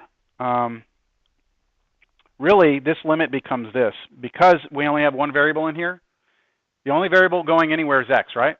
This just becomes limit x goes to 0 of m squared x cubed over x squared plus m to the 4th x to the 4th. So since this goes to 0 over 0, apply L'Hopital's rule one time.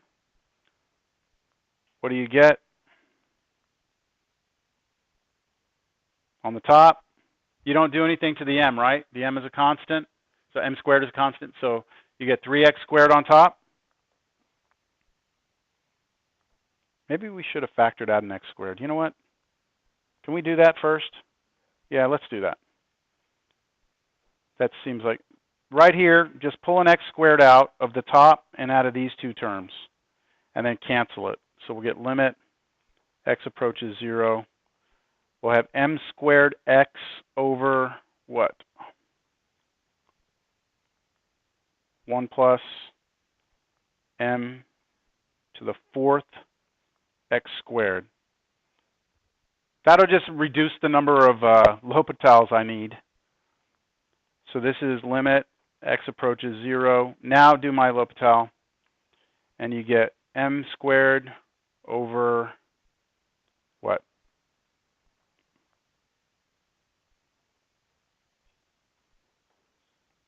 M to the 4th times 2x.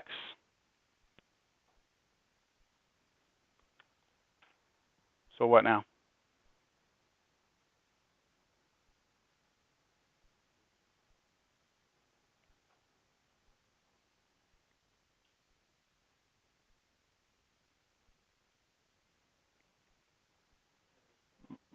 L'Hopital again?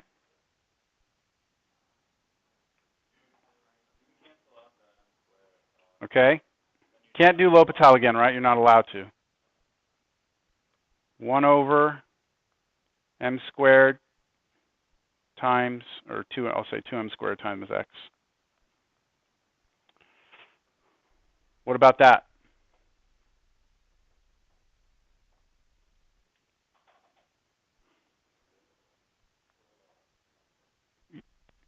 Is that not good, or can we determine a limit from that?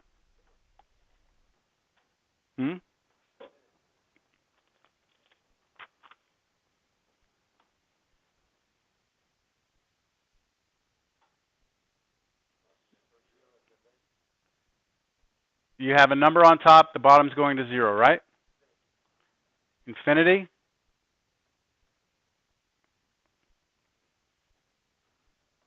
What if I approach x, what if x is approaching 0 from positive numbers? They're getting smaller, but they're positive. What happens down here? It's very small, positive number, you get infinity, right? What if I come in the other direction? Now I've got small negative numbers. You get negative infinity. So from one side it's positive, the other side it's negative. Does not exist. Right? Limit does not exist. If they both go to positive infinity, that's great. If they both go to negative infinity, that's okay. But if they go opposite, then the limit doesn't exist.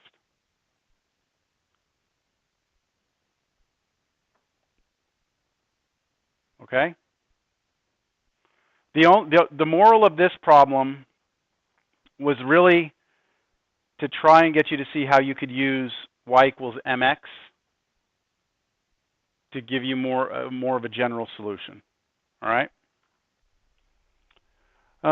Let's see what I want to do.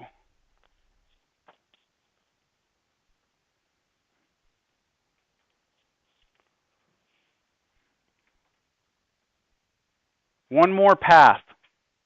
I mean, we're done with this problem, right? We did it from the x-axis? We did it from the y-axis? Are we done? Hold on. I don't think we are done. Check this out.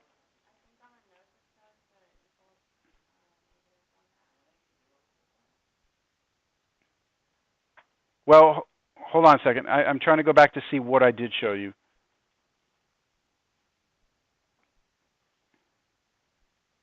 That's a different problem. Different problem. So this was it, right? What did we say happens along x is 0? We got 0, right? Along the x-axis, y is 0. We said we get 0. Said along the x-axis, x would be 0. Along the y-axis, x would be 0, and then we would get 0, right? But then we showed coming in from y equals mx, we would have undefined, right? Undefined. So that's two different things, right? So we've shown the limit does not exist. But to be complete with the notes here, let's take a look at a curve that seems kind of unnatural, that we haven't done yet. Is there a question? No? Okay. What about if we take that same limit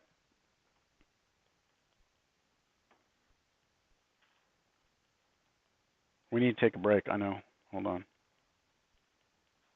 What if we come in along this very unnatural curve, x equals y squared? That's parabola, right?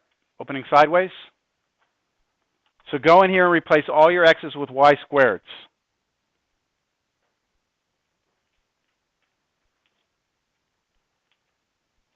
And wouldn't you get y squared times y squared over y to the fourth plus y to the fourth?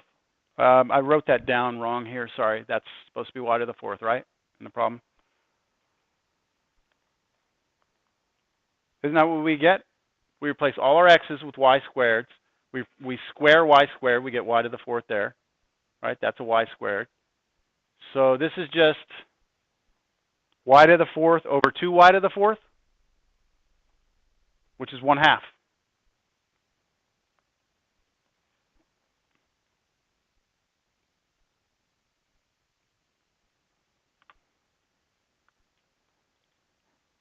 So here's the curve, okay? This is the actual curve, if you can kind of see that.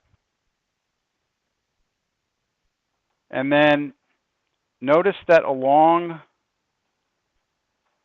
this path right here, we're up there at 1/2. Y'all see it? We're just on this top ridge of the surface.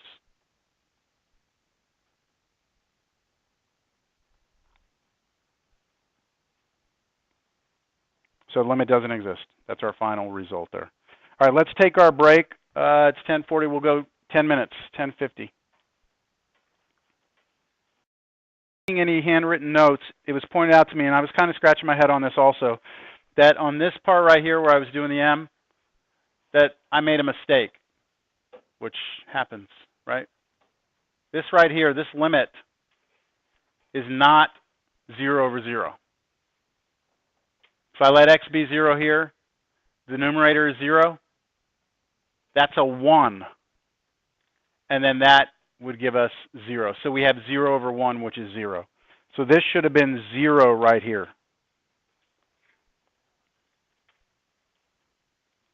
Now, if you forget that this is even part of the problem, this right here, if you look at it as its own problem, then what I said is correct about approaching 0 and going to infinity and all that. That is correct in reference to this, but we should have stopped here. You cannot apply L'Hopital's rule unless you have 0 over 0 or infinity over infinity. I violated that rule. Oversight, it happens, right? So if we approach from any line, then our answer should be 0. Now there is a small exception to that. I said if I approach from any line, right here, the answer should be 0. But what is the one line that I can't say that about? Or no, m equals 0 would work too, right? If m was 0, this is still okay, isn't it? We still get 0. So that matches. We're good. Well,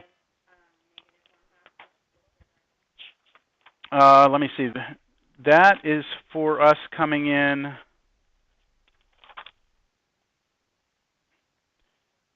Yeah, that was the wrong picture, actually. Yeah, and what's being referred to is in the notes I have. Is it this one right here? It says f negative 1/2. The problem, let me take the function out of here. When I printed that, look at where I was. Can you see where I was there? I was approaching 0, 0, but I wasn't quite there yet. And so as I get closer and closer, look at what happens. It goes to 0. Okay? So yes, please correct that on the notes, and thank you for pointing that out.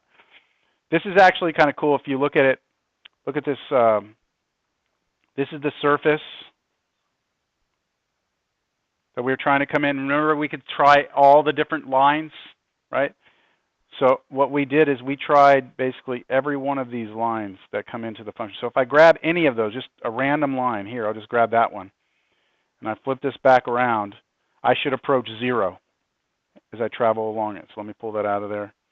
And notice as I get closer to the origin, my function gets closer to 0. And if I come in from the other side, it gets closer to 0. Did y'all see that?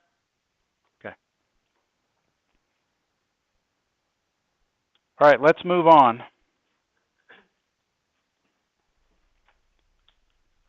If it ever happens where I'm up here, I do something that seems obviously off, don't hesitate to raise your hand. It's not a perfect science up here. All right, squeeze theorem. This theorem can help us find some limits without needing to test paths. So the squeeze theorem is very important because there are certain functions we want to know how they behave. We cannot test every path, but if we can squeeze it between two functions and we know what those functions do, then we can get some control over it. So this is what the squeeze theorem says for functions of two variables. If you have this inequality, string of inequalities hold true, so if you have a g function that is always less than or equal to an f function that is always less than or equal to an h function, for all x and y near some point. So you almost want to look at it as like three surfaces. A g surface that's below an f surface or equal, and then an h surface on top of that. If they hold that inequality while you're near some point, then if the limit, or then the limits have to hold the inequality also. So if whatever the limit of this one is, must be smaller than this one, must be smaller than this one, or equal, okay, or equal. And what we try and do is we try and come up with two functions, one on the left and one on the right, that we know what happens to them, and then we try and squeeze a function in between them, and then we let these limits go, take us down to the same value, like 0, and then that means the one in the middle has to go also. So if you want to go back and look at Cal 1 squeeze theorem, you should have seen some version of it then. If you haven't, just go look it up in the index of your book. Here's an application of it. So we have a limit that we're trying to find. We're approaching 0, 0, x squared sine squared y over x squared plus 2y squared.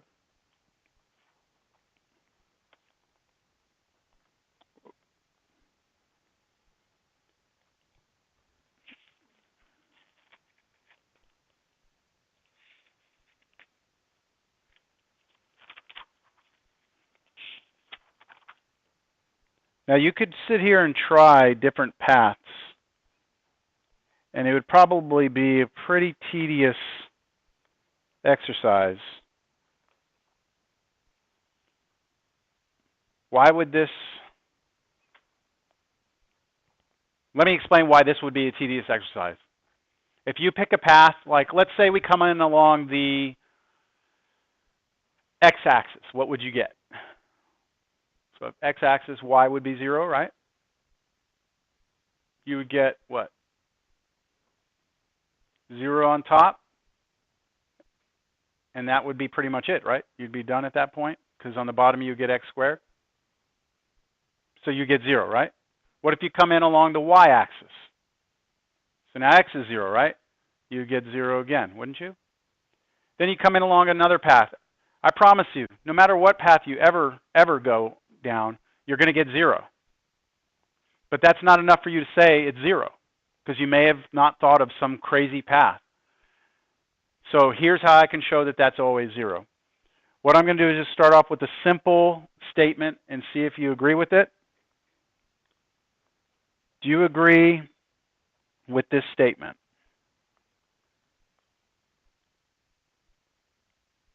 You agree that sine squared of anything is always between 0 and 1, right? Sine is bounded. When you square it, it's bounded between 0 and 1. Now, do you agree that I could take everything here in this string of inequalities and multiply it by x squared? And that the inequality would hold?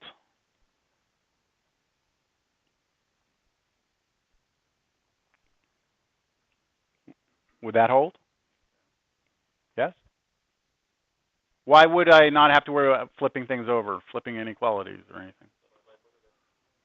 Because this x squared would always be a positive number, right? So here's where we are now. We're at 0. The left side doesn't change. X squared sine squared y and then x squared over here. And then, what if I divide everything through by x squared plus 2y squared, x squared plus 2y squared, x squared plus 2y squared? Is that okay? Would that still hold the inequalities? Yes? You see, all I'm doing is using something I knew to begin with, and then I'm reconstructing the function I'm getting control over, which is this one. I'm trying to recreate that in the middle here, so I can squeeze it between two things. What's the left side of this? 0? Less than or equal to x squared sine squared y over x squared plus 2y squared, less than or equal to,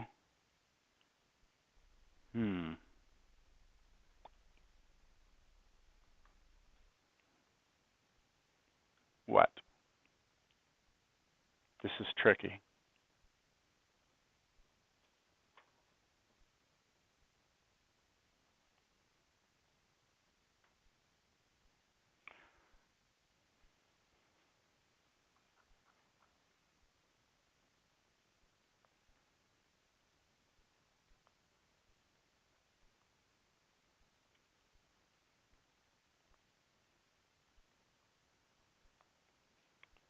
So I'm trying to come up with some function g.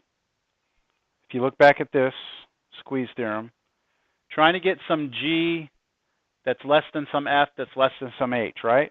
Here's my g function. It's the constant 0 function. Here's my f function.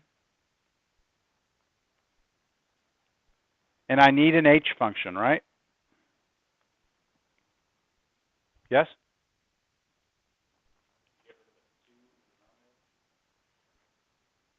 Well, this is what I had over here, isn't it?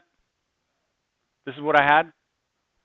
And I'm not bringing it down here because what would happen if I try and take the limit on this one, and this one, and let all the x's and y's all go to 0? What would be the problem with that? This one would go where? 0. But this one over here, this would go where? 0 over 0. You don't know, right? So we need some other better version of a bounding function out here. Can anybody tell me what I could use out here?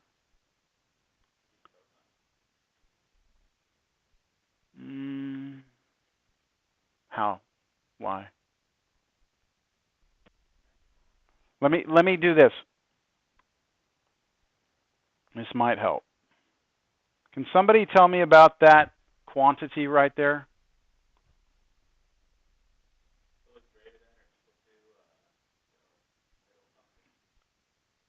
You were almost getting there. In terms of a number, right? No matter what I plug in for x or y, it's positive, okay? There's something else.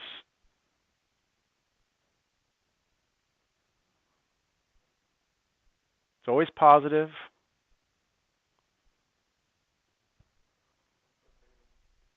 Not bigger. Not bigger or equal to. You said bigger than 1? Who said bigger than 1? That's right. That number is always less than what? Or equal to what? 1, right? Think about this. What's x squared over x squared by itself? It's 1, right? If I throw something else down here next to the x squared, then this is going to be bigger than that, isn't it? Unless I use 0. If I use 0 for y, then those are the same thing, aren't they? Which would be 1. So the worst case scenario is that this is 1. But every other time I choose anything else other than y equals 0, this will be smaller than 1, won't it? So won't that always be less than 1 times sine squared y? Right? If this is always bigger, if this is always smaller than 1, then this inequality should be smaller than 1 times that sine squared y. Do you see the difference? Do you see how I did that?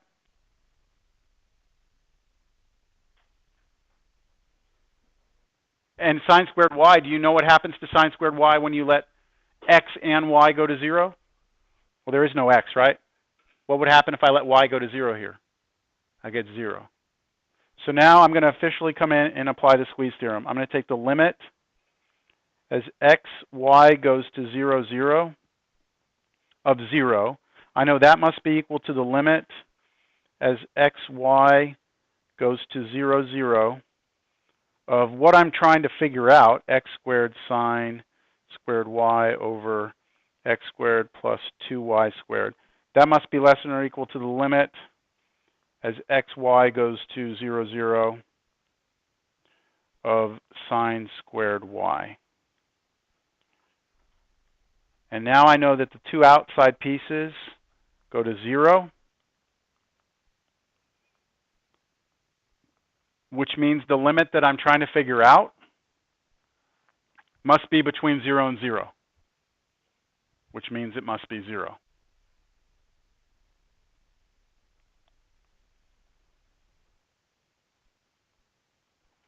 So the answer to what this is up here is 0.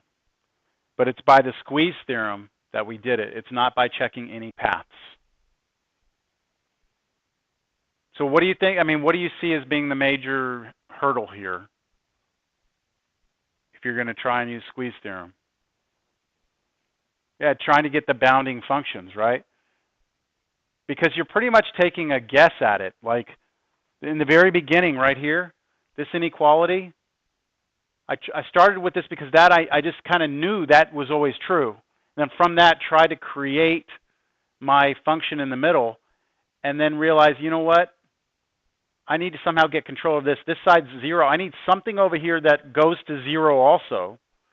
And I got lucky that we recognized that this is always less than 1.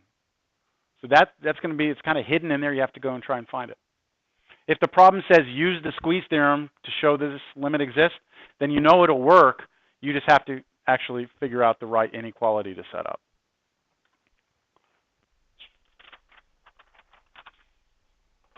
All right, back to the notes. All right, continuity. So continuity just means that the continuity of a function of several variables means that as you approach a point, the limit exists and is equal to the function's value there. So you don't have any holes in your graph. And now we get to the main result, continuity of functions of several variables. All polynomial functions, f of x, y, are continuous on R2. So if you have any polynomial function, that would mean your function has x squareds, y cubes mixed up, written as a polynomial, so like a string of terms, it's continuous everywhere, which means the limit exists everywhere. All rational functions are continuous on their implied domains. Oops. So on their domains, they're continuous, which means on their domains, the limits exist. And then the composition of continuous functions are continuous on their implied domains.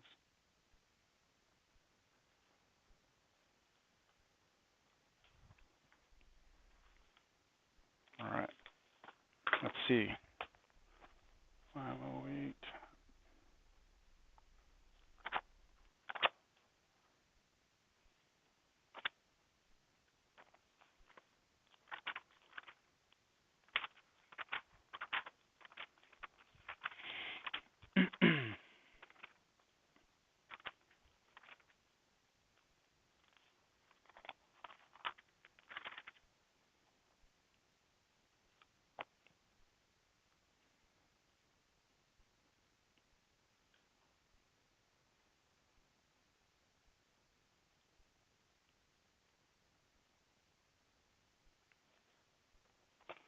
All right, this is a correct assignment, but it's on page 632.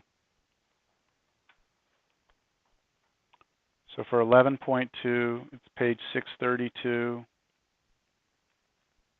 What did I say, 5 through 13 on?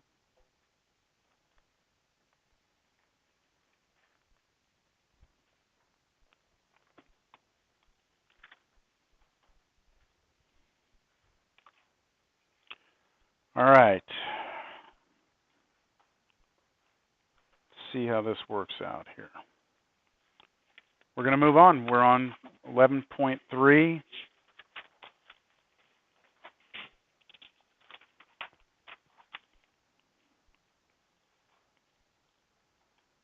I got to make sure something works here. Hold on. Yes.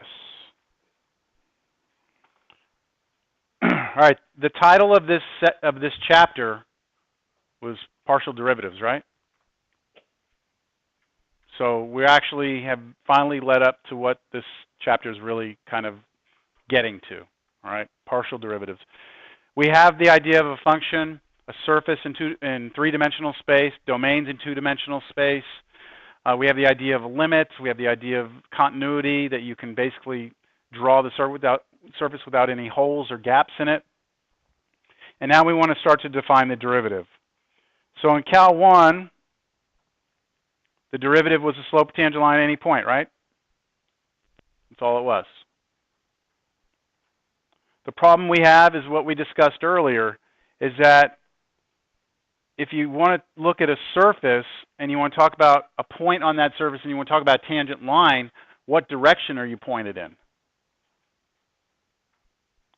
So let's see if I can't make this make sense here. Here's a surface. I think I'll move that point so we can see it.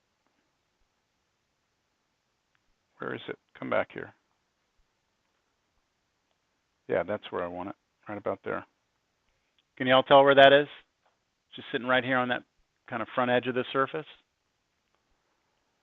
If I say, what's the slope of the tangent line at that point, you don't know which way to be pointed in, so you can't really talk about a single line.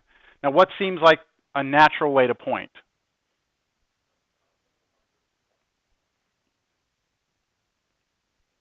So if I'm standing on this surface, okay, if I am standing on top of that surface like that, that's my point right there, isn't it? I'm standing there. Then imagine that's me standing there, and I want to know in which direction, what the slope is. What would seem like a good direction I could try and point in? What does positive mean? Looking from the top, which way should I go here? Something maybe parallel to the x-axis? That's one way I could point, right? And then I could point maybe parallel to the y-axis, couldn't I? Pardon me? I mean, yeah, you could point in any direction, right? Which later on we're going to call the directional derivative. But right now, let's concede to the idea that there's an infinite number of directions I can point in, right, if I'm standing there on the surface. So the ones that we look at initially are the direction parallel to the x-axis and parallel to the y-axis. That makes sense? That you would maybe want to do that? Okay, so if I go and I want to point parallel to the x-axis, then on the ground, I'm talking about a line on the ground, aren't I? Parallel to the x-axis?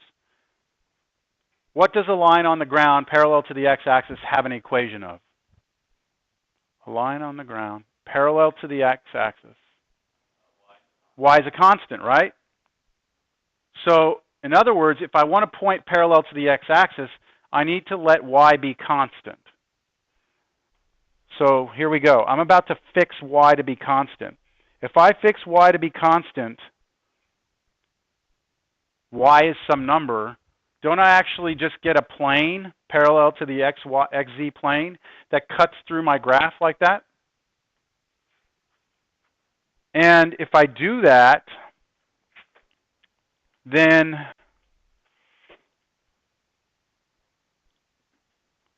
look at it from, this is actually backwards. I'm looking at it from y infinity. But if I do that, cut it, and I look at it from the side, then where am I now? Back in Cal 1, right? Where that plane cut my surface created a curve. And now I'm a Cal 1 problem. You see that?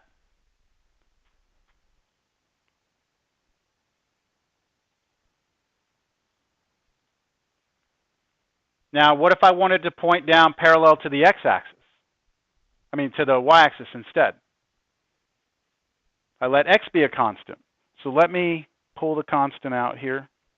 Let my x be constant. Now I've cut it the other way. Now I have a different curve, don't I? And I can pull the surface out of here.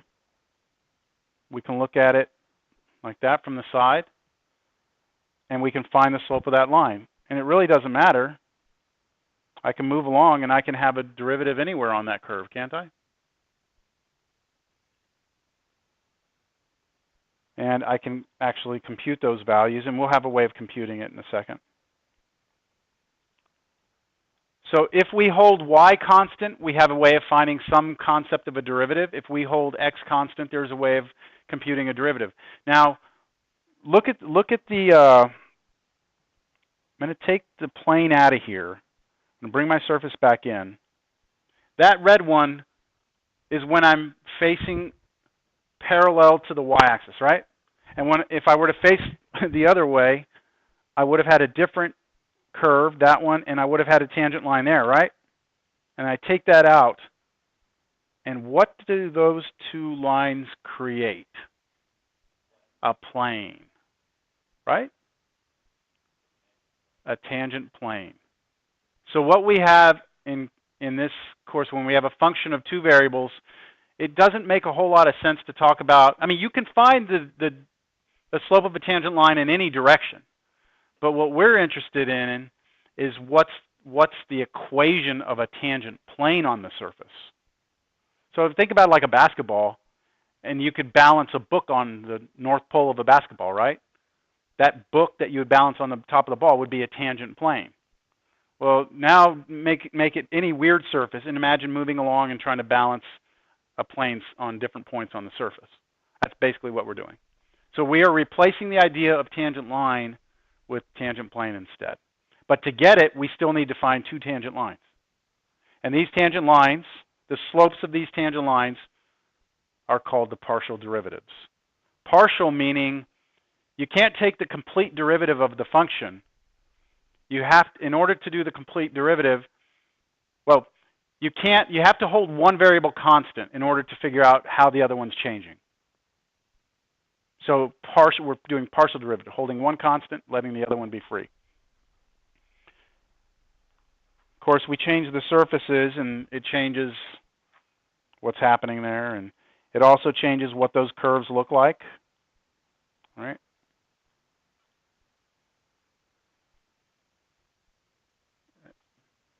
All right. So key idea, to find the derivative at some point, we need to either hold x or y constant. That's the key point. So given z equals a function of x and y, if we hold y constant, then we call the derivative the partial derivative with respect to x. It is denoted f subscripted x of xy. So we aren't going to use the prime marks anymore like we did in Cal 1, because the prime mark just meant derivative, right? We need some way of letting you know what variable you're holding constant and which variable you're treating as a variable still. So by writing it like this, you know that x is the variable and y is held constant. If you switch it around and we hold x constant, then we call it the partial derivative with respect to y, and we rewrite it, or we write it with this f subscript y.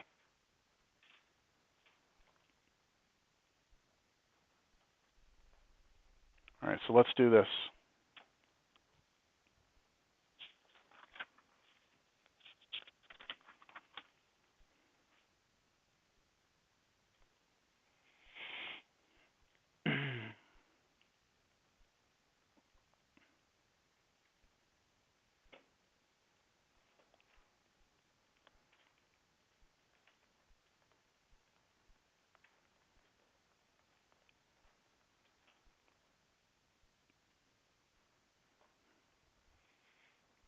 All right, so let's find partial, how would I say this? Partial of f with respect to x at 2, 1. So what I'll do first is just find what is the partial with respect to x of the function itself. Then I'll come back and I'll plug in 2, 1.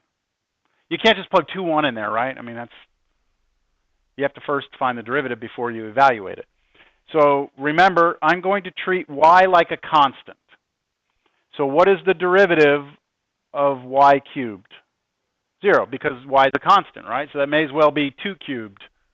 So that'll be 0. All right, plus, what's the derivative of 2x? 2, because we're treating x like the variable. What's the derivative of x squared y to the 5th? 2x y to the 5th. So you're treating the y to the 5th again like a constant. So just ignore that it's there. Take the derivative of 2x. I mean, of x squared, you get 2x. And then tack on the constant, which is y to the 5th. And then, last thing, 0. Derivative of 10 is 0. So this is 2 plus 2xy to the 5th. That's your partial derivative with respect to x. And now let's plug in 2, 1. What do you get there? 6. Okay. Let's talk about what this means, all right? Any questions, though, on the computation, the derivative? Geometrically speaking, there is a surface, right? This f of xy is a surface. If I walk out 2 units on the x-axis, 1 unit on the y-axis,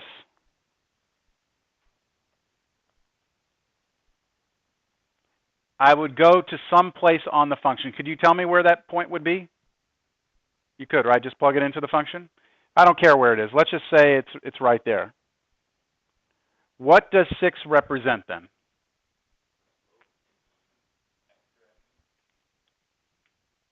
How do you mean? Parallel to the x-axis. So what did we hold constant? Y. So imagine on the ground, y is a constant, right? Then if I imagine there's like a plane here, I lie in that plane, right? I lie in that plane. I'm looking in that direction. And as I look that way and I'm on the surface, if I were to take one step out, infinitesimally small step, I would be rising by 6. That would be the ratio of the rise at the instantaneous rate of change. Eh?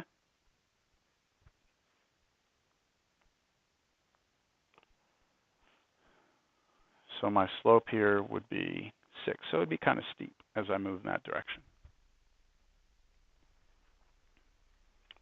Okay, now the next thing is to find the partial with respect to y.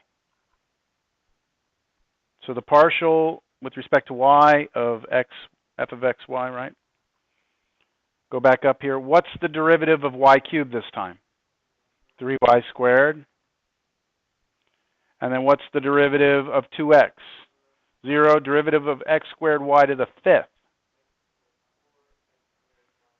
So we leave x squared alone because it's a constant now, right? Derivative of y to the 5th is 5y to the 4th. So I can write, how about 5x squared y to the 4th? And then derivative of 10 would be 0. So we're done. And now I plug in 2, 1. What's that? 3 plus, is that 20? 23?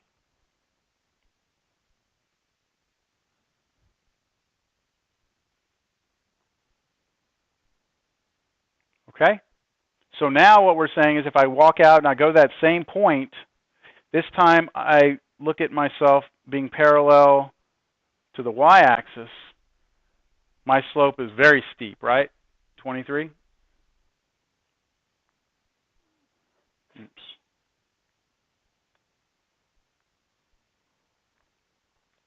kind of becoming a mess in there, but you get the idea. It's 2 different directions. My directions I'm pointing in are orthogonal to each other.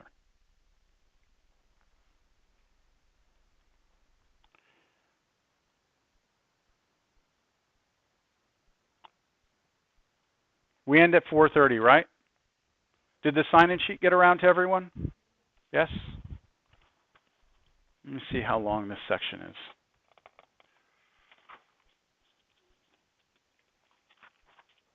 I think I'm going to cut y'all loose after this. Only because there's a parade downtown, and if people want to go, I want you to have the opportunity to get there. Okay? And I think we're supposed to get through part of 11.3 today, so this will get us part way. Don't get used to me ending class early, though. All right. This next example is just to make sure we understand differentiation when you're holding things constant, because we don't differentiate things every day, right?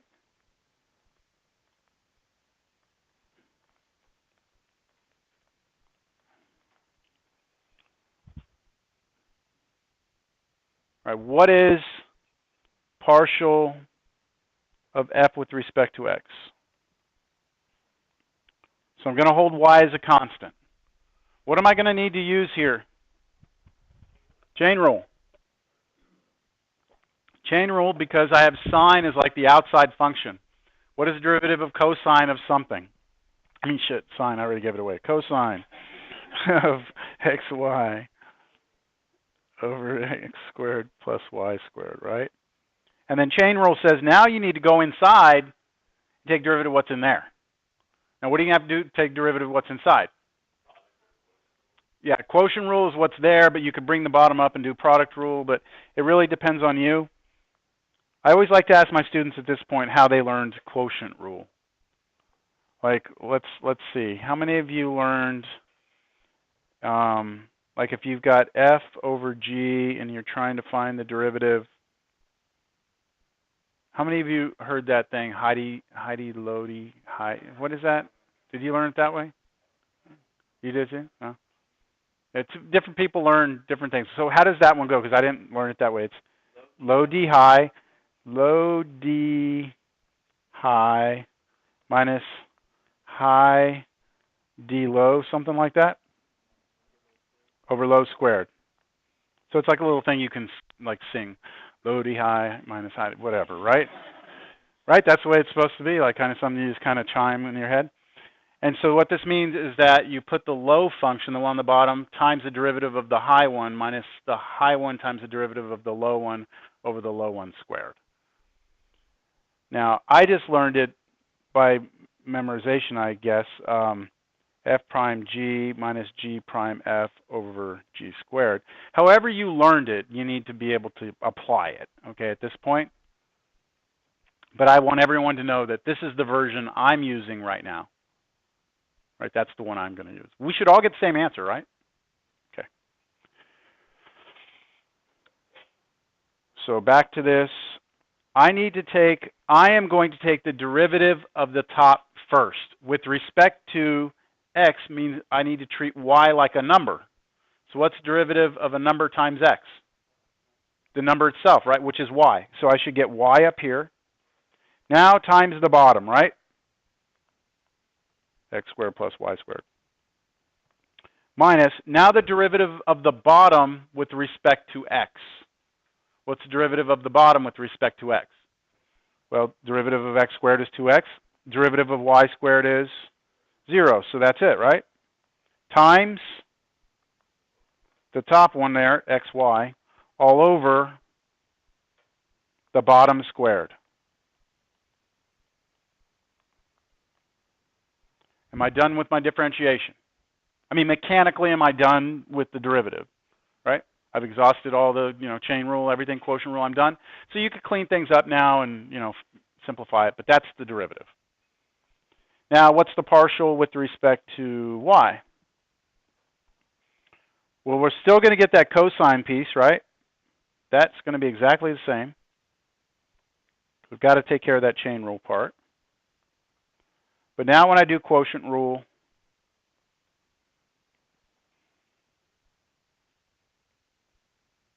treating x like a constant, what's the derivative of the top then? X times the bottom, and then minus derivative of the bottom with respect to y this time, 2y xy. Very similar to the derivative we have up there, isn't it? But not the same.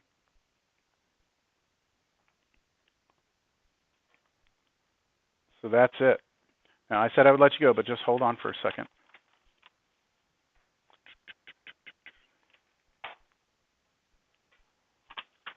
I think that's well, one more note, I promise. I know, hold on, one more note, because everything after this can be started pretty cleanly. Now, there's a bunch of different notations for partial derivatives. Depends on the textbook you're using, the author's preference. These are the notations that you may see. So what we do is we'll write, this is like the one we just started with, partial with respect to x, y. This just tells you it's a function of x and y. This just tells you whatever your function is, treat x like your variable, take the derivative. This one, notice the notation on there. You have remember the d, like dy dx in Cal 1? We're using this weird d instead. They call it the del. It's Greek del. So del, we use del f over del x, but the way you could say that is partial of f with respect to x. Partial of f with respect to x. This is partial of z with respect to x. That's if z is a function of x and y. This was the partial with respect to x of the function of x and y, f1. What the hell does f1 come from? Take the partial of f with respect to the first variable, which is x. Derivative of f with respect to the first variable. Derivative of f with respect to x. So, I mean, depending on what class you're in, you'll see different versions of that. I just don't, you got to see at least some of them. That's the majority of what you would ever see, all right? Okay, everyone, have a good weekend. You got a question? Yes. For 11.3? 11.2. There it is. Everyone have a good weekend. Remember, Monday you have your next take-home due. There will not be an extension on that. Okay, so have that ready to go. And I'll hand you your new one.